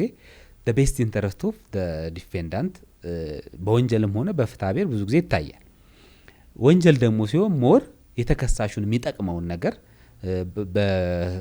የህጋዊነት መርህ ላይም ከተቀመጠው አንድ ነገር ሁለት አንድ አይነት ነገሮች ካሉ ሞር የተከሳሹን ለተከሳሽ የሚጠቅመውን ህግ ነው አፕላይ እንድናደርግ የሚያዘው ማለት ነው ስለዚህ ሁለቱን በዚህ ረገድ ደግሞ ስናያቸው በገንዘብ ረገድ የወንጀል ህጉ ይጠቅማል ከገንዘብ መቀጮ ረገድ ከእስራት አንፃር ደግሞ ስናየው ሞር አዋጁ ትንሽ ላላ ያለ ነው ከእስራት አንፃር ስናየው ማለት ነው ስለዚህ እንግዲህ ከገንዘብና ከስራት ደግሞ ያው ስራትን ነው ትኩረት ግዝፈት የምንሰጠው ነፃነትን የሚያሳጣ ስለሆነ ስለዚህ በዚህኛው ኢንተርፕሬቴሽን ወይም ትርጉም ስንመጣ አፕሊካብል መሆን አለበት ብዬ የማምነው በእኔ አንደርስታንዲንግ አዋጁ ነው ማለት ነው ስለዚህ አሁን በዘረዘርኳቸው አግባብ ባሉት የህግ ትርጉም መሰረት ለነዚህ ለማምረት እና ለፕሪስክራይብ ለማድረግ ወይንም ለማዘዝ አዋጁ ላይ የተመለከቱትን ጥፋቶች ያጠፋ ሰው ካለ ከወንጀል ህጉ ይልቅ በአዋጁ ቢከሰስ የተሻለ ሳውንድ ነው ብዬ አምናለሁ በእኔ በኩል ይሄ ነው ምናልባት የምታረመኝም ነገር ካለ ያው አንዱ አራሚ አንዱ ታራሚ አይሆንም ያው ሁላችንም ያው መማማሪያ ነው እኛም እንማራለን ፕሮግራሙን ለማቅረብ በምንዘጋጅበት ጊዜ እንማራለን እናነባለን ሪፈር እናደርጋለን ስለ በዚህ ጊዜ ውስጥ የኛ ዕውቀትም ይካብታል አት ሴም ታይም ደግሞ በፖድካስታችን አላማ መሰረት ደግሞ ለህብረተሰቡ የምንፈጥረው ንቃት ላይ ወይም ንቃተ ህግ አላማችን ላይ አስተዋጽኦ ይኖረዋል ስለዚህ ታራሚ አይደለም ለማለት ነው እንተራረማለን ወይም እንጨምርበታለን ውይይታችንን እናሰፋዋለን በሚል አዎንታዊ ወይ አጽናው ወይ አርመው ተጓጓይ እሺ ሶ በጣም ሰፊ አሪፍ ትንታኔ ነው የሰጠው ይሁን ምናልባት እዚህ ላይ ማከል የምፈልገው ነጥብ አንድ ነገር ብቻ ነው በማምረት ሂደትም ውስጥ ቢሆን ኤግዛክትሊ ሁለቱ ኦቨርላፕ የማያደርጉባቸው ሴናሪዎች አሉ ይኖራል የወንጀል ህጉ ሰፊ ነው በርካታ ከናርኮቲክና ከሳይኮትሮፒክ ነገሮች ውጪ ሌሎች እጾችንም ስለሚያካትት አዋጁ ግን ስፔሲፊካሊ በአዋጁ ላይ ቁጥጥር ይደረግባቸዋል የተባሉትን ጉዳዮች ብቻ የሚመለከት ነው ስለዚህ ለምርመራው ወይም ለጥፋቱ መነሻ የሆነው ጉዳይ ምንድነው የሚለው መጀመሪያ መታየት አለበት የትኛው ነው ሬሌቫንት የሚለውን ለማየት ሌላው ግን ሁለተኛ ላነሳው መፈልገው ሐሳብ በተቻለ መጠን አንዱ የኮዲፊኬሽን ጽንሰ ሐሳብ ምንድነው ፕሪንሲፕል ኦፍ ሌጋሊቲ ነው ሰዎች ዲስፐርስድ በሆነ በተለያየ አዋጅ ላይ ባለ ጉዳይ ላይ ቀድመው ግንዛቤ ሊወስዱና ጥንቃቄ ሊያደርጉ የሚችሉበት እድል ጠባብ ይሆናል ነው ኮድ የመሆኑ ዓላማ ምንድነው ኮድ ነው ስፔሲፊክ ነው አንድ ቦታ ነው ያለው ስለዚህ ሰዎች አንብበው አይተው ተገንዝበው ራሳቸውን ከመሰል ድርጊት ይቆጠባሉ ነው ግን በተለያየ ህግ ላይ ሲወጣ አንዱን ኢምፕላይድ እየሻረ አንዱ ካንዱ ጋር በማይጣጣም ሁኔታ አንዱ ለአንዱ ዕውቅና እየሰጠ በማይወጣበት ጊዜ ግን ከድራፍቲንግ ጽንሰ ሐሳብም ጋር ስናየው ዩኒፋይድ የመሆን ህጎች ሲወጡ ከሌሎች ህጎች ጋር እንዳይጣረሱ ጥንቃቄ ማድረግ የመሳሰሉ ነገሮች በበርካታ አዋጆች ላይ እንደ ችግር እንደ ክፍተት ይነሳሉ ይሄ ከህግ ማህበረሰብ ውጭ ለሆነው ህብረተሰብ ብቻ ሳይሆን ለህግ ባለሙያው ፈተና ነው በጣም ፈታኝ ነው ስለዚህ አሁን ይሄንን በተመለከተ እነዚህ ነገሮች ይዞ መገኘት ወደ ሀገር ውስጥ ማስገባት ወደ ውጭ መላክ ማጓጓዝ ማከማቸት መደለል መግዛት ለሽያጭ ማቅረብ ማሰራጨት ማዘዋወር አሳልፎ መስጠት ለሌላ ሰውም ጭምር ማለት ነው እነዚህን ለማምረት ለማቀነባበር የሚያገለግሉ መሳሪያዎችን መስራት ይዞ መገኘት ወደ ሀገር ውስጥ ማስገባት ወደ ውጭ መላክ እነዚህን ነገሮች ለማምረት ለመስራት የሚያገለግሉ ነገሮችን ለሽያጭነት ለማድረግ የሚያገለግሉትን ሰው እንትኖች ባለቤት ወይም ባለ ይዞታ የሆነ ሰው ቤቱን ግቢውን ቦታውን የሸጠ ያከራየው የፈቀደ ሲሆን እነዚህን የመሳሰሉ በርካታ ጉዳዮች አስቀጭ ናቸው በወንጀል ሕጉ መሰረት ማለት ነው። እነዚህ ከ5 ዓመት ጽኑ እስራት በማያንስ እና ከ100 ሺህ ብር በማይበልጥ መቀጮ ያስቀጣል። ከ5 ዓመት በማያንስ ጽኑ እስራት እንግዲህ ስንል ጽኑ እስራት ከ1 ዓመት ጀምሮ እስከ 25 ዓመት በመርህ ደረጃ ከዛ ደግሞ የእድሜ ልክ ጽኑ እስራት አለ። ስለዚህ ጽኑ እስራት ስንል እንግዲህ ከ5 እስከ 25 ዓመት ሊያስቀጡ ይችላሉ ማለት ነው። በጣም ከባድ የሆነ ከ5 ዓመት በማያንስ ቢልም ሪፈረንሱ ይሄ ማለት እስከ 25 ዓመት ኤክስቴንድ ሊያደርግ ይችላል ማለት ነው እንደ ወንጀሉ ካራክተር ከባድ። ስለዚህ እዚህ ላይ ያሉትን አንድ እናንሳቸውና የህግ ክርክሮቹን እናነሳቸዋለን። ይህ ከ5 ዓመት የማያንስ የሚለው ግን መጀመሪያው ከ10 ዓመትም ሊጀምር ይችላል። እውነት ሊከብድ ይችላል። የገንዘብ መጠኑም ከ100 ሺህ ወደ 200 ሺህ ሊያድግ ይችላል። ይሄ የሚሆነው ደግሞ ምንድነው ማክበጃ ምክንያቶች ተቀምጠዋል። አንደኛ ይሄንን እነዚህ ተግባራት የተፈጸሙት በተደራጀ ቡድን አባል በሆነ ሰው ወይም ቡድን የተደራጀ ቡድን ባይኖርም ድርጊቱን ሙያው አድርጎ በያዘ ሰው ነው። ምን ማለት ነው የተደራጀ ቡድን? አይ ቲንክ እዚህ ላይ መወያየት ያስፈልገናል። እውነት ነው። የኛ ህግ ክፍት ነው። ምን ትላለህ ዩኒ? ወደኔ ያመጣው ስትራክቸርድ ግሩፕ ስንል ወይም ደግሞ የተደራጀ ስንል ኤኒዌይስ ኦኬ የኢትዮጵያ ህግ ያው ክፍት ነው በዚህ ረገድ ምንም የሆኑ ስለ ቡድን የሚያወሩ የሆኑ አዋጆች አሉ የሚያስቀምጡ ግን አሁን ወደዚህ ህግ ስንመጣ ክፍት ነው። ስለዚህ እንዴት እንተርጉመው? 2 እና 3 ሰዎች ናቸው ወይ 5 ሰዎች ናቸው ወይ 10 ሰዎች ናቸው ወይ ምን አይነት ካራክተር ነው የተደራጀ የሚለውን ቅድም እንዳልነው ይሄ ህግ ክፍት ቢሆንም እንደዚህ ህግ ግን ለዚህ ህግ ሪፈረንስ የሚያገለግለን ቅድም ኢትዮጵያ ያጸደቀችው ያልነው የትራንስናሽናል ክራይሞችን ለመቆጣጠርና ለመከለከል የወጣውን ኮንቬንሽን ስናየው አንቶክ ምንለው አንቶክም ይላሉ የፈለከውን ያስ አብሪቬት ማድረግ ነው አንቶክ እሺ እሱ ኮንቬንሽን ላይ ትርጉም ለመስጠት ተሞክሯል። እሱ የተሰጠው ትርጉም ጥሩ ነው ሬሌቫንት ስለሆነ ሬሌቫንትም ነው። አንደኛ እኛ አጽድቀነዋል ለወንጀል ህግ በጣም ሬሌቫንት ስለሆነ ነው ካራክተሩ። ምክንያቱም ካልሆነ በኋላ ወደ ፕሮሲኪዩሽን ስትሄድ ወደ ምርመራ ስትሄድ ወደ ቅጣት ስትሄድ ሊከብድባቸው ይችላል። ለምሳሌ 3 ሰዎች መጡ አንድ ላይ ፈጽመዋል ተባለ። እነዛ 3 ሰዎች ኦርጋናይዝድ በሆነ መልኩ ነው የፈጸሙት ወይስ እንደ ኢንዲቪጁዋል ነው እንደ በንዑስ አንቀጽ 1 ነው መቀጣት ያለባቸው? በአናሎጂ ያመጣ ነው እንዳልሆነ ለማሳየት ይሄ በደንብ ሬሌቫንት የሆነ ትርጉም ለመስጠትም በደንብ አግባብነት ያለው ነው። ኮንቬንሽኑንም ደግሞ በግልጽ ያጸደቅ ነው ስለሆነ የሪፈረንስ ብቻ ጉዳይ ሳይሆን እንደ ሀገር ያጸደቅ ነው የኛ የህጋችን አካል ነው። ስለዚህ እሱ ላይ ታሳቢ የሚያደርጋቸው 2 ነገሮች ናቸው ያሉት። አንደኛ የሰዎቹ ብዛት ነው።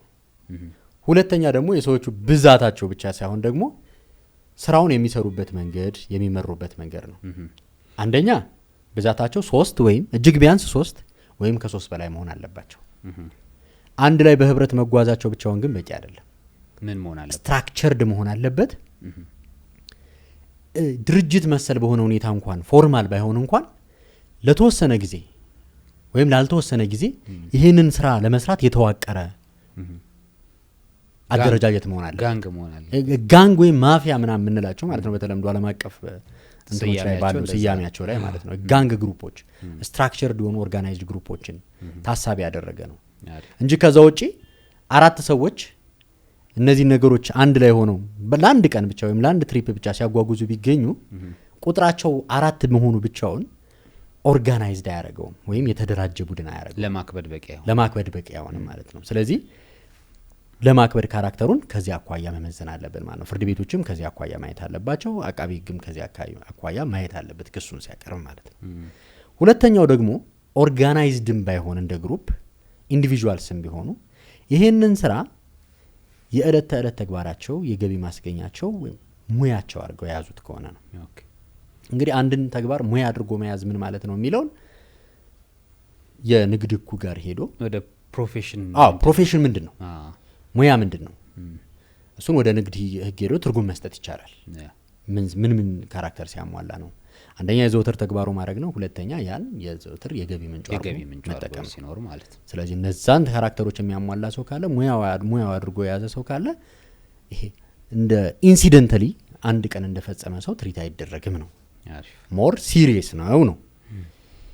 ሌላው ሁለተኛው ማክበጃ ምክንያት አብረን ነው ብዬ ነው ዩኒዬ። እሺ ሁለተኛው ማክበጃ ምክንያት ደግሞ ለብዙ የወንጀል ህግ ለወንጀል ድርጊቶች አክባጅ ምክንያት ነው ይሄኛው አፍቅሮ ንዋይ ምን ኖርማሊ ይሄ እነዚህ ብዙ ጊዜ ትራንስናሽናል ክራይም የምንላቸው ክራይሞች ሞር ኦፍ ፋይናንሻል ኢኮኖሚክ ክራይሞች ናቸው።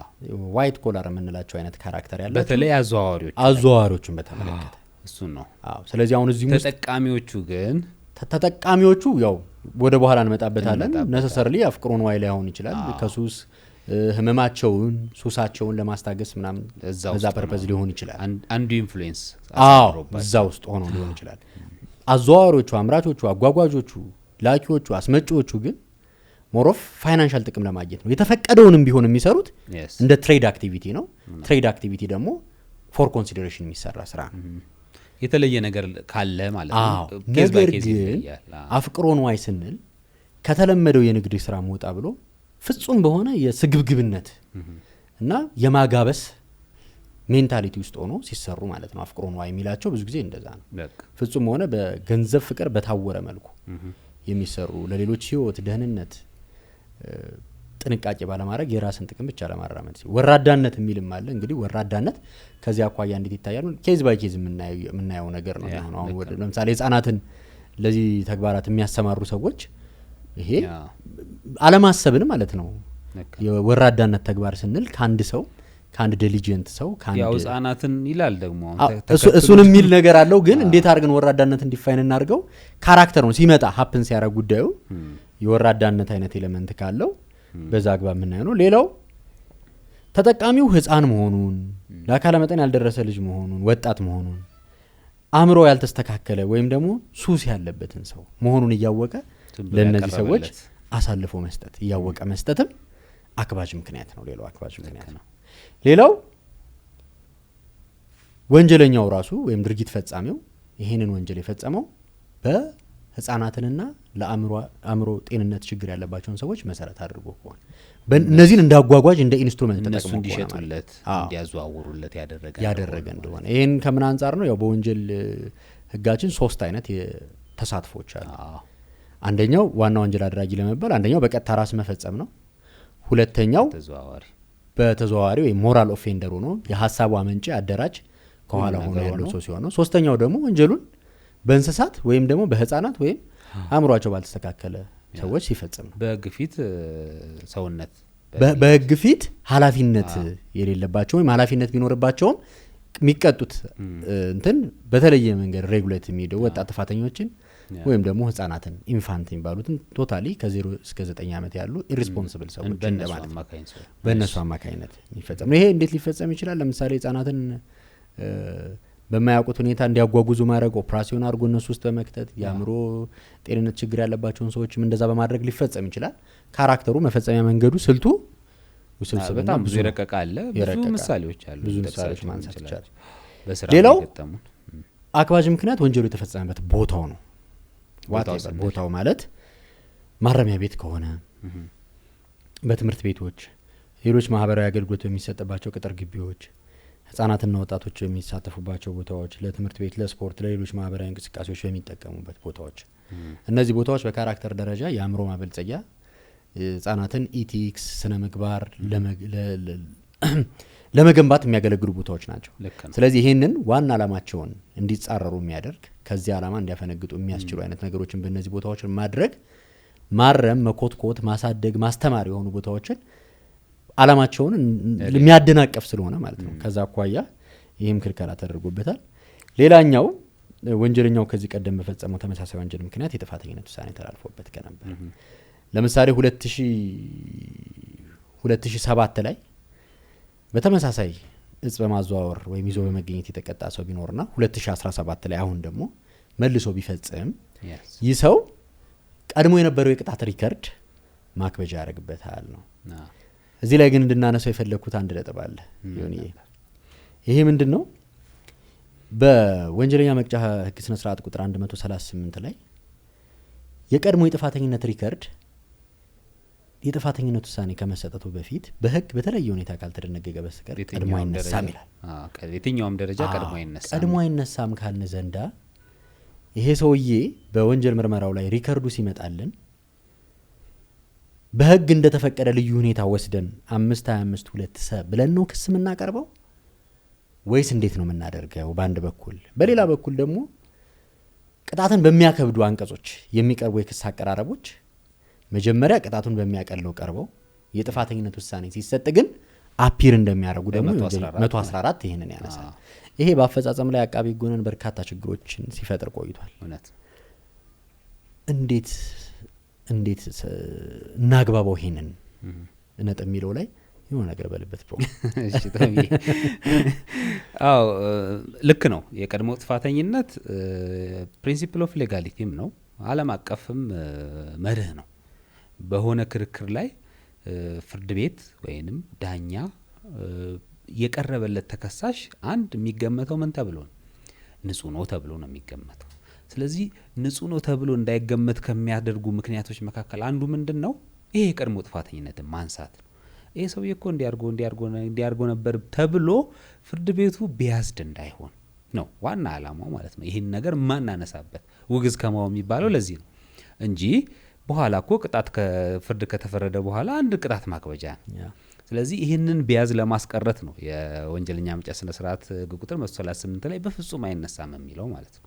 ነገር ግን ደግሞ አሁን እዚህ አዋጅ ላይ ደግሞ እዚህ የወንጀል ህግ ላይ ደግሞ እንግዲህ የቀድሞ ጥፋተኝነት ካለበትና ከተቀጣ ይሄን ወንጀል ድጋሚ ከፈጸመ የምትከሰው በየትኛው አንቀጽ ነው አለ? በሚያከብደው አንቀጽ ነው የምትከሰው አለ። ስለዚህ ክስህን ማቅረብ የሚገባህ በዚህ አግባብ ነው። ስነ ስርዓት ህግ ደግሞ የክስ አቀራረብ ነው።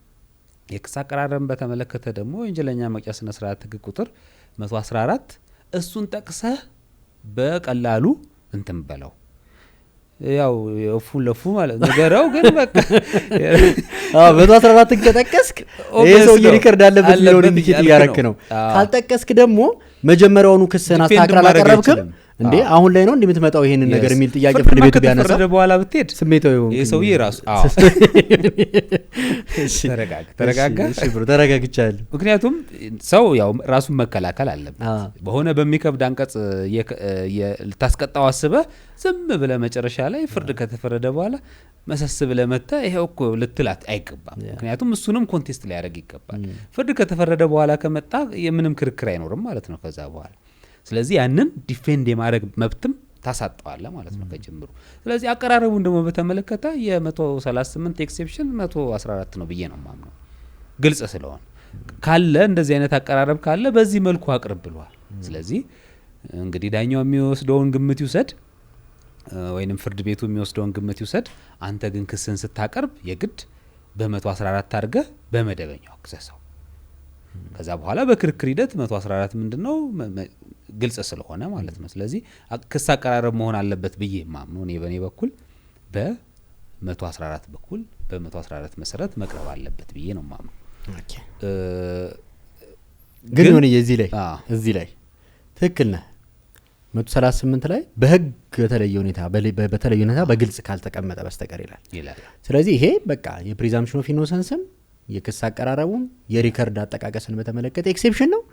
ስለዚህ ሁለት አይነት ነገሮች ስለመጡብኝ ነው።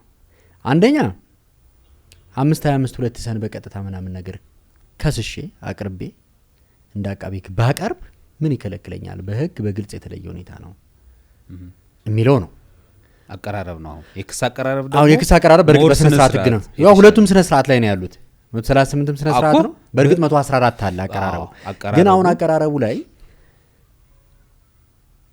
ይሄንን ነገር መጥቀስ ሳያስፈልግ በቀላሉ ቀሶ አቅርቦ ከዛ በኋላ ልክ ጥፋተኝነት ውሳኔ ሲሰጥ ግን በ114 መሰረት ይሄ የወንጀል ሪከርድ ስላለ ቅጣቱ ግን በዚህ መሰረት ይሰላልኝ የሚል ክርክር ማቅረብ የተሻለ አይሆንም ወይ? ቀድሞ ፍርድ ቤቱ አዲስ በተፈጸመው ወንጀል የሰውየውን ኢኖሰንስ ገምቶ ንጹህ ሆኖ እንዲሰራ ከዛ ውጪ ይሄንን አይ ቲንክ ፖድካስታችንን ያው ዳኞች ይመለከቱታል ብለን እናስባለን። ስለዚህ ዓላማው ያ ከሆነ የክስ አቀራረቡ 114 የመጣበት ዓላማ ያ ከሆነ መጥቀስ ሳያስፈልግ መጨረሻ ላይ ጥፋተኝነት ላይ አፒር ቢያደርግ በዚህ መልኩ ፍርድ ቤቶች መቀበል የለባቸውም ወይ? 114 ለምን አስፈልገ እንደዛ ከሆነ 114 የሚለው ነጥብ የሚመስለኝ እኔ ይሁን የሚመስለኝ ልክ የጥፋተኝነት ውሳኔ ሲሰጥ የተከበረው ፍርድ ቤት የቅጣት አስተያየትን በተመለከተ በ114 መሰረት ክሱንኛ ቀድመን አቅርለን ያቀረብ ነው አቀራረቡ ይሄን ስለሆነ ነገር ግን የወንጀል ሪከርድ ስላለበትና በማክበጃው መከሰስ ስላለበት በዚህ በ114 መሰረት ቅጣቱን ሲወስን ግን በ525 መሰረት ይወስንልን የሚል የቅጣት አስተያየት በሚቀርብበት ጊዜ አብሮ የሚቀርብ ነው ያን ለመፍቀድ ያን እድል ለመስጠት የመጣ የሥነ ስርዓት ሕግ ድንጋጌ ነው ብዬ ነው ማምነው በርግጥ ፕራክቲካሊ በነበረን ያቃቢ ግነት ቆይታ የተረዳ ነው የት ነበራችሁ መጀመሪያ ለምን በዛ መልኩ አላቀረባችሁም ይሄንን ማሰባችሁን ኢንዲኬት የሚያደርግ ነገር አልነበረም የሚል ጉዳይ ስለመጣ እንደ አሰራር ምን ዴቨሎፕ አድርገን ነበረ በ114 መሰረት የቀረበ የክስ አቀራረብ አይነት እያልን እንጽፈው ነበር ኢንፌክት ግን ፕሮቴክት ለማድረግ ያሰበውን አላማ ግን እያሳካ አይደለም ኢቭን 114 ከተባለ በቃ የሰውዬ አደንዛዥ ጽን በተመለከተ ሪከርድ አለበት ማለት ነው እውነት የነገርክ ነው አዎ ስለዚህ ይሄ ከሆነ ፍርድ ቤቱ ምን አይነት ኦብጀክቲቭ በሆነ መንገድ ነው ትራይ የሚያደርገው ጉዳዩን የሚለው አጠያያቂ ይሆናል ስለዚህ የተሻለው አተረጓጎም ይመስለኝ እኔ በቅጣት አስተያየት ረገድ ይሄንን ማቅረብ የሚፈቅድ ነው ይሄ እስከቀረበ ጊዜ ደግሞ ፍርድ ቤቶቹ መቀበል አለባቸው ብዬ ነው ማምነው ያኛውን መጠቀሙ ሁለቱንም ባላንስ ያደርጋል ብዬ ስላሰብኩ ነው ሶ ንቃተ ህጉ ነው መፈጠር ያለበት በዚህ ጉዳይ ላይ እንጂ አቀራረቡ አይደለም ብዬ ነው ማስበው ያው ለመስማማት እንስማማ እረዳሃለሁ ፕራክቲካልን በዛ መልኩ እንሰራለን ግን ሁለቱንም አላማዎች የሚያሳካ ስለመሰለኝ ነው ሁለቱንም አላማ ያሳካል ግን ስነ ስርዓት ህጉ ግልጽ ነው በአንድ በኩል ኢቭን ስቴጅ ኦፍ ዘ ትራያልም ስናየው ፍሎውን ጠብቋል የሚሄደው 114 የቱ ጋር ነው ያለው ክስ አቀራረቡ ላይ ያለ ፕሮቪዥን 113 112 111 114 ከክስ አቀራረብ ጋር ያሉ ትክክል እኮ ነው ክስ አቀራረብ ማለት ክሱን ስትሳቀርብ አዎ በ114 መሰረት አቀርባለሁ ያ ማለት ግን 114ን መጥቀስን ሪኳየር አያረግም ክሱን ያቀረብኩት በ114 መሰረት ነው አይደለማ ይሄ ካልተጠቀሰ በ114 መሰረት ማቅረቤን ማሳየት አልችልም ነው 119 ስታሻሽል ምን ብለ ነው የምትጠቅሰው በ114 መሰረት ተሻሽሎ የቀረበ ክስ ነው አይደል በ119 መሰረት የተሻሻለ ክስ እንላለን ስነ ስርዓታዊ ድንጋጌውን ለመጥቀስ ማለት ነው እነዛ ግን ማሟላት ስላለባቸው ነገሮች ነው 111 እና 112 የሚባሉት ሞር ሌጋል እንትን አልናርገው ያው አሰራር ነገር ነው ኖርማሊ ካቀራረብ 114 ክስ እንዲያቀርብ ነው የሚለው ነው እኔ ህጉ የሚለውን ነው ያልኩ ያለሁት እንጂ ኢንፌክት አንተ የምትለውን በጣም ነው የምደግፈው ነገር ግን በዚህ ሂደት የመከላከል መብቱንም በዛው ኤክሰርሳይዝ ያደርጋል የሚል እምነት ስላለ እንደውም አድቫንቴጅ አለው ነው መጠቀሱም ኢቭን በቃ በህግ በግልጽ የተደነገጉ ምናምን ስለሚፈቅድ በቃ ይሄ እንደ ኤክሴፕሽን ሞታ ላይ እሱም ራሱን ዲፌንድ አድርጎ መጨረሻ ላይ ፍርድ ቤት ውሳኔ ሲሰጥ በዛ መልክ እንትን እንዲለው ማድረግ ነው ምክንያቱም ከፍርድ በኋላ ስለ ቅጣት ስናወራ የሚኖረው የመከላከያ እንትን አቀራረብ እንደ ዋናው ላይ ሆን ይችላል ኤግዛማይን የሚደረግበት መንገድ ከቅጣት አስተያየት ጋር ነው ግን እሱ ላይ ስላለው አስተያየት ብቻ አቅርቦ ሊታለፍ የሚችልበት ክፍተት ሊፈጠር ይችላል ከሱ ኢንተረስት አንፃርም ነው ያየው ያው እኔ እሱን እንኳን ከመናኳያ ማየት ይችላልው ይሁንዬ በ149 መሰረት የቅጣት አስተያየት ሲቀርብ አስተያየት እንዲሁም ደግሞ በቅጣት አወሳሰን መመሪያው መሰረት ሲቀርብ ክርክር የሚነሳበት ጉዳይ ካለ ክርክር ሊነሳበት ማስረጃ ሊቀርብበት ይችላል አይከለክልም እሱን በተመለከተ ማለት በዚህም ጉዳይ ላይ እኮ ሪከርድ ሲቀርብ ሪከርዱን እኮ ቻሌንጅ የምታደርገው ወይ ሪከርዱን እኔን አይመለከትም የኔ አይደለም በስም መመሳሰል ነው ሐሰተኛ ነው የመሳሰሉትን ክርክሮች ካልሆነ በስተቀር ያኛው ሪከርድ የተመሰረተበትን ዋና ፍሬ ነገር እኮ አቅርበህ አትከራከርም ኢንፌክት አንዳንዴ ማስረጃውን ነው ቻሌንጅ የምታደርገው ብዬ ነው እሱን ደግሞ የቻሌንጅ የማድረግ እድሉ መጨረሻም ላይ አለ ብዬ ነው መጨረሻ ላይ መኖሩ ውጤቱ ምን ነው የሚሆነው ከጅምሩ የምትከሰስበትን የምትቀጣበትን ስታቅ የምትወስናቸው ነገሮች ይኖራሉ ልታምን ትችላለህ ኢንፌክት ያላቸውን ነገሮች ስለዚህ የሆነ ነገር አለማወቅ ሊጎዳህ ይችላል ከሚለው ፐርስፔክቲቭ አንፃር ተነስቼ ነው በክርክር ሂደት ቀድመ ብታቅ ኖሮ እዚህ እንትን ውስጥ ማትገባባቸው ማታነሳቸው ክርክሮች ይኖራሉ ስለዚህ እነሱን ከማንሳት አንፃር ብታቀው ላንተም ጥሩ ነው ከሚለው አንፃር ነው እንጂ ኢን ፕሪንሲፕል ደግሞ ያው ንጹህ ሆኖ የመገመት እንትንም ኮምፕሮማይዝድ ማድረጉ እንደተጠበቀ ሆኖ ደግሞ ኦብጀክቲቭሊ ፍርድ ቤቶች እንደሚሰሩ ደግሞ ግምት እንደሚወሰደው ሁሉ ማለት ነው ይሄንም በዚህ ብናቆም በዚህ እናቆም አንድ የሚቀረን የመጨረሻ ርዕስ ስላለ እሷ ላይ እንግዲህ ሌላው ምንድነው ማክበጃ ምክንያቶቹን አየን። ስለዚህ በዚህ ምክንያት መነሻ ቅጣቱ ከ10 ዓመት ጽኑ እስራት ጀምሮ ገንዘቡም እስከ 200 ሺህ ብር ሊደርስ ይችላል። ሌላኛው ከዚህ ጋር የምናየው ደግሞ ራሳቸው አምራቾቹ፣ አብቃዮቹ፣ አዘዋዋሪዎቹ፣ አስመጪዎቹ፣ አጓጓዦቹ እንዳሉ ሆነው ደግሞ እነዚህን ሰዎች በማገዝ ሴንስ ወይም ደግሞ እነዚህ ሰዎች የሚያደርጉትን ድርጊት እያወቀ ለዛ ፐርፐዝ እንደሚያደርጉት እያወቀ ደግሞ በእነዛ ተግባራት ውስጥ ይዞ የሚገኝ የሚያጓጉዝ የሚያከማች ያሳልፎ የሚሰጥ ሶስተኛ ወገን ደግሞ እሱ ደግሞ ሲሆን ከ5 ዓመት በማያንስ ጽኑ እስራትና ከ100 ሺህ ብር በማይበልጥ መቀጮ እንደሚቀጣ በዚህ አጋጣሚ ሶስተኛ ወገኖችም የፕሮሲኪዩሽኑ ምንም ጥቅም ላያገኙ ይችላሉ ፎር ዛት ማተር። ስለዚህ እሱም አስቀጭ መሆኑን ልብ እንዲባል ነው። ሌላው በጣም መሰረታዊው ነገር ደግሞ ማንም ሰው ራሱ ወይም ሌላ ሰው በግል እንዲጠቀምበት በማሰብ ከዚህ በላይ የጠቀስናቸውን ንጥረ ነገሮች ወይም እጾች ያበቀለ፣ የገዛ፣ የተቀበለ፣ የሰራ፣ ይዞ የተገኘ፣ የሸጠ ከነዚህ ነገሮች በአንዱ ያለ ሐኪም ፈቃድ ወይም በማናቸውም ሌላ ህገወጥ መንገድ የተጠቀመ ወይም ሌላ ሰው እንዲጠቀምባቸው ያደረገ ሰው ደግሞ ከ7 ዓመት በማይበልጥ ጽኑ እስራትና ከ50 ሺህ ብር በማይበልጥ መቀጮ ይቀጣል ይላል። አሁን እዚህ ላይ መወያየት ያለብን አንድ ነጥብ አለ። እጾቹ ተመሳሳይ ናቸው። ነገርዮቹ ካራክተራቸውም ሲታይ ማብቀል ናቸው፣ መግዛት ናቸው፣ መቀበል ናቸው፣ መስራት ናቸው፣ ይዞ መገኘት ናቸው፣ መሸጥ ናቸው፣ አሳልፎ መስጠት ናቸው። ድርጊቶቹም ተመሳሳይ ናቸው፣ በተወሰነ መልኩ ይመሳሰላሉ። አንዳንዶቹ ጠበብ ቢሉ መጠቀም የሚለው ብቻ ነው የሚለየው። ምንድነው እንዴት ነው ምን ለያቸው? አንድ ሰው በሁለቱም መንገድ እዛም ይዞ መገኘት አለ፣ እዚህም ይዞ መገኘት አለ። እዛም መሸጥና መለወጥ አለ፣ እዚህም መሸጥና መለወጥ አለ። እዛም አሳልፎ መስጠት አለ፣ እዚህም ማጓጓዝ አሳልፎ መስጠት አለ። እንዴት እንለያቸው? እሺ ምንድነው መሰረታዊ ነጥባቸው? ይሄን በተመለከተ ቶሚ ያው ለመለየት የፈለግንበት ዋና ምክንያት አንድ ሁለቱ ድንጋጌዎች ስላሉ ነው። ሁለቱ ድንጋጌዎች ደግሞ ካሉ ሁለቱ ተግባር ላይ መዋል አለባቸው። የሆነ ሊቀጣ ያሰበው ሁለት አይነት ኢንቲቲ ወይንም ሁለት አይነት ድርጊት ፈጻሚ ያለ ማለት ነው። ሁለት አይነት ድርጊት ፈጻሚ መኖሩን ደግሞ በሚያሳይ መልኩ ቅጣታቸውም ይለያያል። ስለዚህ አንዱ ይከብዳል፣ አንዱ ይቀላል። ስለዚህ ትርጉም ያስፈልገዋል ማለት ነው። ትርጉም ደግሞ በሚያስፈልገው ጊዜ የመጀመሪያዎቹ ፍቃድ ሳይኖረው እነዛ ነገር ያደረገ ነው መነሻው እሱ ነው። ይሄኛው ደግሞ እሱ እንዲጠቀምበት ወይንም ሌላ ሰው እንዲጠቀምበት በማሰብ ነው። ስለዚህ ቤዚክ ነገራቸው እዛ ላይ ነው ያለው ማለት ነው። የመጀመሪያው ፍቃድ ሳይኖረው መጠቀም ነው። ፍቃድ ሳይኖረው እነዛን ድርጊቶች ማድረግ ነው።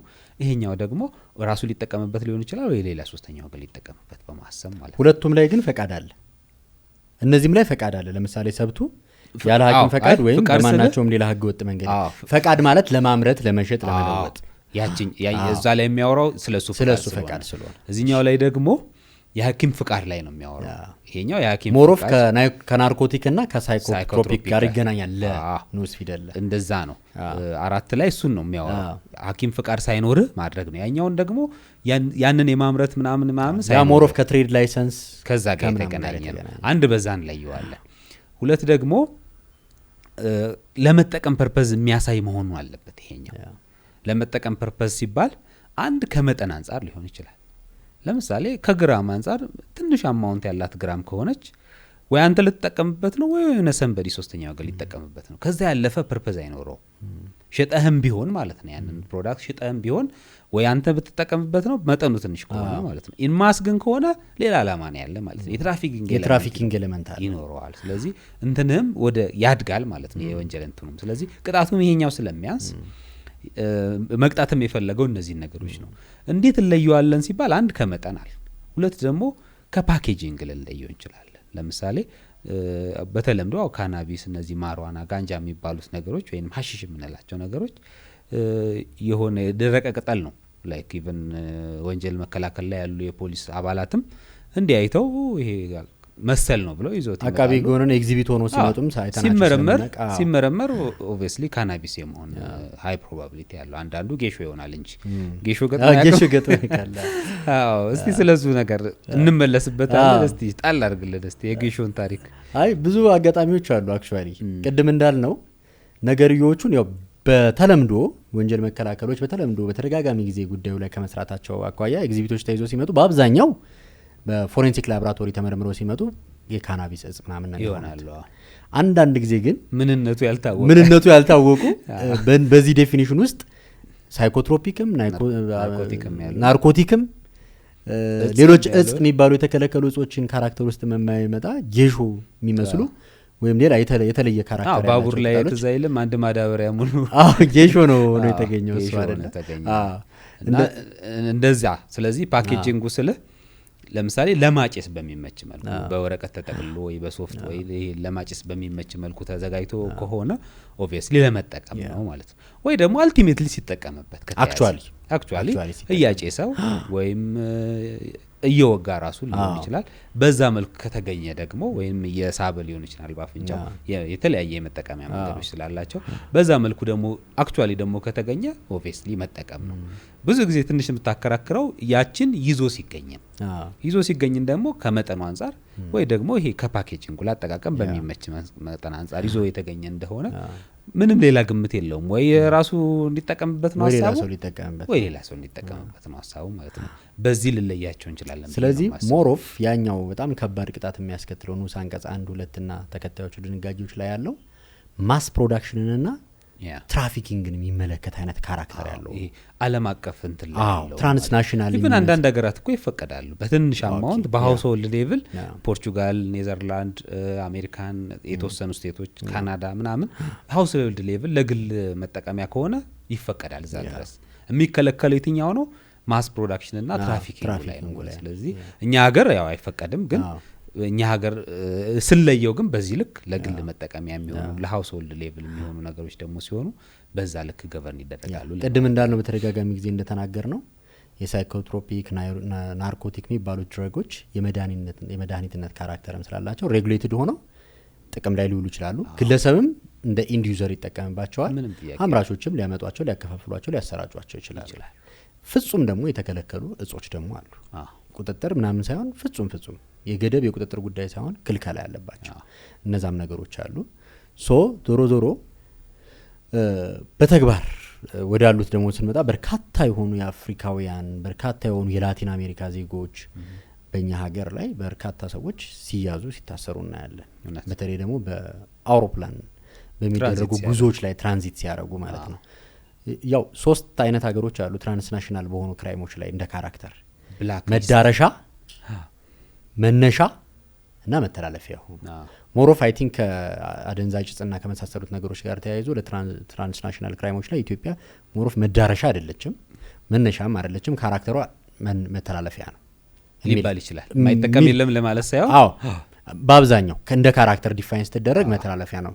በትራንዚትም ነው የሚያዙት ኢትዮጵያን ተጠቅመው ወደ ሌሎች የአፍሪካ ሀገራት ለማስተላለፍ ወይም ወደ ሌሎች ሀገራት ለመሄድ ማለት ነው አፈጻጸሙን እንመልከት እስኪ እንደማሳያ እንዴት ነው የሚጓጓዙት እነዚህ ነገሮች አሁን በተለይ ትራንስናሽናሊ ሲፈጸሙ በርካታ ኬዞች አሉ አቃቤ ጎናን የምናቃቸው አሁንም በጥብቅና ስራችንም የምናያቸው የምንሰማቸው በዜናም በተለያዩ አውታሮችም ስለሚገለጹ እስኪ እንዴት ነው መጓጓዝ ስንል አሁን ለምሳሌ ትራፊክ የሚደረጉበትን መንገድ ስንል ካራክተራቸውን ትንሽ እንደ ኤግዛምፕል ለማንሳት እንዲረዳ ማለት ነው ውጭ የሆነ ሀገር የሚሰራ ህግ እዚህ የሚሰራል ብዬ አላምንም እንደ አንድ ወጣት ግን መሆንም የለበትም ብዬ ነው ማስበው ሰው መፈቀድ የለበትም እንደኔ ምክንያቱም ይሄ መልካም ነገር አይደለም ሌላ የምናተርፍበት ነገር እስከሌለ ድረስ እዚህኛ ጋር መጥቶ መስራት የለበትም ብዬ አስባለሁ ያው ኢንተርናሽናሊ ከረንትሊ ያው ለውጭ ያለውን ለኛ ሀገር ከኛ ጋር ያደርገውን ነገር አላቅም ለምሳሌ አሁን ትላልቅ አርቲስቶችም ሊመጡ ይችላሉ ያንን ነገር ግዴታ መጠቀም ያለባቸው ማለት ነው እሱ ላይ ያለውን ባላቅም ግን ጀስት እዛ ሀገር ስለፈቀደልኝ እዚህ ይፈቀዳል የሚለው የተለያየ ነው ያ ሌላ ሀገር ነው የፈለገ ያደገ ቢሆንም ይሄ ደግሞ ኢትዮጵያ ነው እንደ ኢትዮጵያ ደግሞ የምትገዛበት ህግ ነው ስለዚህ አይሳኔ እስከማቀው የሚሰራም አይመስለኝም አይሰራም የዚችን ሀገር ህግ መጠየቅና ቼክ ማድረግ አለብኝ ብዬ አምናለሁ ኖ ከኛ ባህል ጋር ማይር ነገር ማናረግም ማለት ከኛ ባህል ጋር ሄድም ይሄ ማለት እሱ ይሄን ስራውን ጨርሶ ሲሄድ ለኛ ጎጂ ባህሉን ትተወል እንዲሄድ አንፈልግም እዛው እንደለመደው እዛው ይጨርስ እኛ ጋር ግን ሲመጣ የኛን ባህል እኛን ለማግኘት ስለሚመጣ አንተ ቤት እኔ ስመጣ ያንተን ህግ ይዤ ነው የምመጣው ስለዚህ የኛን ህግ እንዲያከብር ፈልጋለሁ እኔ እንግዲህ እንደ ጎጂነቱ በዚህ ሀገር ፈቃዱ ባይሰራና እንደማይሰራ ነው የማውቀው ምክንያቱም ጎጂ ነው ከተባለና አንድ የሆነ ቅጣት ነገር ከተተነበየ በኋላ እዚህ በፍጹም አይሆንም የሌላ ሀገርም እጽ ይዤ መጥቼ እዚህ እጠቀማለሁ ብሎ እንኳን ፈቃድም ቢያሳይ እንደማይቻል ነው የማውቀው። አይቻልም። አዎ እነዚህ ንጥረ ነገሮች ናርኮቲክና ሳይኮትሮፒክ ያልናቸው ወይ አደንዛዥ እጽ በጠቅላላ ጄኔራል ኒውሜሪካቸው አደንዛዥ እጽ ተብሎ የሚጠሩት በተለያየ ስልት ነው የሚጓጓዙት። ያው ኢትዮጵያ መዳረሻ አይደለችም ያልነው አንድ በጣም ከባድ ኢኮኖሚ የሚጠይቁ ናቸው። ርካሽ አይደሉም። በተለይ እነዚህ የሚዘዋወሩት እኛ ሀገር ብዙ ጊዜ በስራም ላይ የገጠመን እና ብዙ ጊዜ የምናጣራቸው እዚህ ሎካሊ የምንጠቀማቸው ሰው የሚጠቀማቸው ንጥረ ነገሮች ብዙዎቹ ካናቢስ ናቸው። ካናቢስ ተብለው በተለምዶ በቅለው ከዛ በኋላ ደርቀው የምንጠቀማቸው ናቸው። በይሄ በዓለም አቀፍ ትራፊኪንግ ላይ ደግሞ በብዛት እነዚህ እንትን የሚሉት የሚዘዋወሩት አደንዛዥ እጾች ኮኬን የሚባለውና ሄሮይን የሚባለው እጾች ናቸው በብዛት የሚገኙት ማለት ነው። በምርመራ የሚገኙት በዱቄት መልክ ተዘጋጅተው ያሉት ማለት ነው። እነዚህ ስመግል የሚያደርጉት ወይንም ትራፊክ የሚያደርጉት ግለሰቦች ብዙ ጊዜ አንድ ራሳቸውን ቀደው ሆዳቸው ውስጥ፣ አንጀታቸው ውስጥ፣ ጨጓራቸው ውስጥ ወይ ውጠውት በፌስታል ከነ እንትኑ በፌስታል አድርገው ውጠውት ሆዳቸው ውስጥ የሚገኛል። የተለያየ ካራክተር ያሳያሉ። አሁን ፍላይት ላይ አንዳንድ የፍላይት ክሮች ሲያወሩ ይሄ መቁነጥነጥ፣ ሽንት ቤት መሄድ የሆነ ካራክተር አላቸው ሁላ። ከዛ በዛ ካራክተር የጤና ችግርም ስላለው ማለት ነው። ምክንያቱም ባዕድ ነገር ሰውነት ውስጥ ከተ የሆነ ያህል እንትን አትልም። ስለዚህ ኢቭን ከዛ ተነስተው ራሱ ቦርድ ላይ ጥቆማ ተደርጎ የሚያዙበት መንገድ አለ። በኤክስሬ የሚያዙበት መንገድ አለ። እነዚህን ሰብስታንሶች ከረሜላ አስመስሎ በከረሜላ እቃ ውስጥ አድርጎ ማስተላለፍ አለ። በሻምፖ እቃ ውስጥ አድርጎ ማስተላለፍ አለ። ከልብስ ጋር አድርጎ ማስተላለፍ አለ። በጣም ሌሎች ፕሮዳክቶች አድርጎ ማስተላለፍ በጠቅላላው ኢቭን ሳሙና አድርገ ሳሙና ውስጥ በተለያየ ቴክኒክ ተጠቅመ እነዚህን ንጥረ ነገሮች ሲያስተላልፉ ነው በተለያየ መንገድ የሚያዙት ማለት ነው። የማይያዙት እንደተጠበቀው ነው። ስለዚህ የተለመደ ነው። እነዚህን እጾች ማዘዋወር የተለመደ ነው። አንድ ከዋጋቸው አንፃር በጣም ውድ ናቸው። ወደ መዳረሻው ቦታ ደርሰው የሚያወጡት ዋጋ በጣም ውድ ስለሆነ ሰው የጤና ዋጋ እስከ መክፈል ድረስ ሄዶ ነው እነዚህን ንጥረ ነገሮች የሚያያይዟቸው።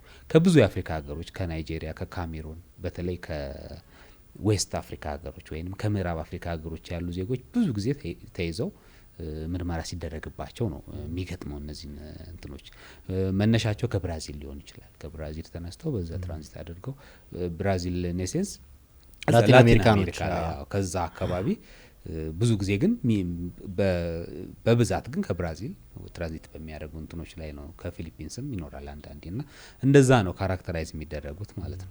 በጠቅላላው ትራፊክ የሚደረጉበት መንገድ ይሄን ነው የሚመስለው። በጣም አስቸጋሪ ነው ውስብስብ ከመሆኑ የተነሳ አሁን የጠቀስካቸው አይነት ማስተላለፊያ መንገዶች ከመብዛታቸው እስካሁን እልባት እና መቋጫ ያላገኘ የኛ ሀገር ዜጋ የሆነች በቻይና ሀገር የገጠማት ጉዳይ አለ።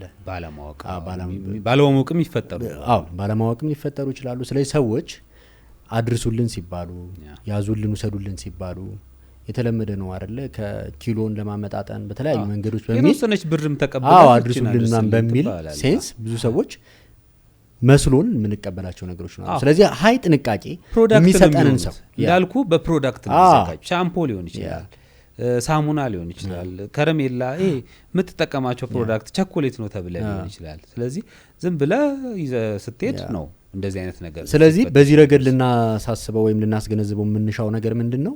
እነዚህ ነገሮች በተለያየ መንገድ ሊፈጸሙ ስለሚችሉ በእርግጥ ከማታውቀው ሰው እነዚህ ነገሮች ተቀብሎ ማስተላለፍ ምን ውጤት እንዳላቸው ሳይገምቱ፣ በእርግጥ የምታውቀውም ሰው የምታምነውም ሰው እንደዚህ አይነት ችግር ሊፈጥርብህ ይችላል። ግን ቢያንስ በተቻለ መጠን ጥንቃቄ ማድረግ፣ እነዚህ ነገሮች በተቻለ መጠን ኤግዛማይን ማድረግ፣ ስለምንይዘው ስለምንወስደው ስለምናግዘው ነገሮች ተገቢውን ኢንቨስቲጌሽን ማድረግ፣ ፕሪሊሚናሪ የሆኑ ኢንቨስቲጌሽኖችን ማድረግ የረቀቁ ቢሆኑ ማለት ነው። አትሊስት ግን ለምሳሌ በሻንጣ ይዞ መምጣትን የመሳሰሉ አይነት በጣም ኢዚሊ ዲያግኖስ የሚደረጉ ነገሮችን በደም እንደ ማህበረሰብ እንደዚህ ጋር ሸምም ስለሆነ እኮ ጥንቃቄ ማድረግ አለ። ሸመኛም ስለሆነ በብዙ መተጋገዝ የሚለው ሴንስ የሆነ ሰው እንትን ሲል ገፍተህ ምንድነው ብላ አታይም። ብዙ ጊዜ በማመንም ሊሆን ይችላል። ሸመኛም ስለሆነ ይሄ ባህላችንም አንደኛ ይሄ ነውር የሆኑ ነገሮች አሉ። ሰው ሻንጣ ሰጥቶ እስቲ እያንዳንዱ ነገር ልፈትሽ ስለማትል በዛ ምክንያት የሚፈጠሩ ነገሮች አለ። በተቻለ መጠን ሰው ራሱን ከእንደዚህ አይነት ነገር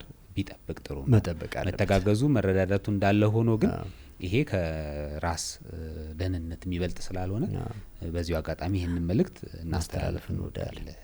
ምክንያቱም በተለይ በአንዳንድ ሀገሮች ደግሞ ከፍተኛ ቅጣት ኢቭን እኛ ከተቀጠቀስናቸው ቅጣቶች እስከ ሞት ድረስ የሚያደርስ ቅጣት የሚያስቀጡ ናቸው።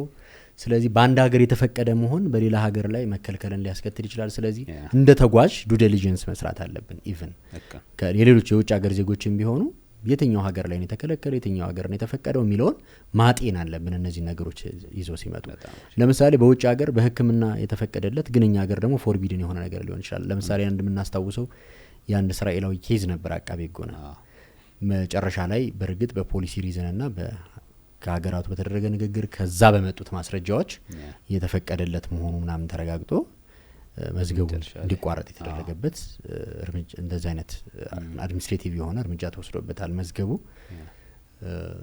እርምጃ ማለት እንኳን ይከብዳል። መፍትሄ ተሰጥቶበታል። ውሳኔ ተሰጥቶበት መፍትሄ ተሰጥቶበታል። አንዳንድ ጊዜ መፈቀድ አለመፈቀድ ምናምን የሚባሉት ነገሮች ከሀገራት ጋር የሚገናኙ ናቸው። ኮንቬንሽኖቹም በእርግጥ እነዚህ እንትኖች ሁሉም ስቴት ካንትሪዎች ይሄን ማድረግ አለባቸው ሲባል ሉዓላዊነታቸውን ወንጀል ካራክተር ሞር ኦፍ ቴሪቶሪያል የሆነ ኢንቴግሪቲ ያለ መሆኑን ከግምት ውስጥ ያስገባሉ። ስለዚህ ግዴታም አለባት ሀገሮች ኢቭን ግዴታ አለባቸው።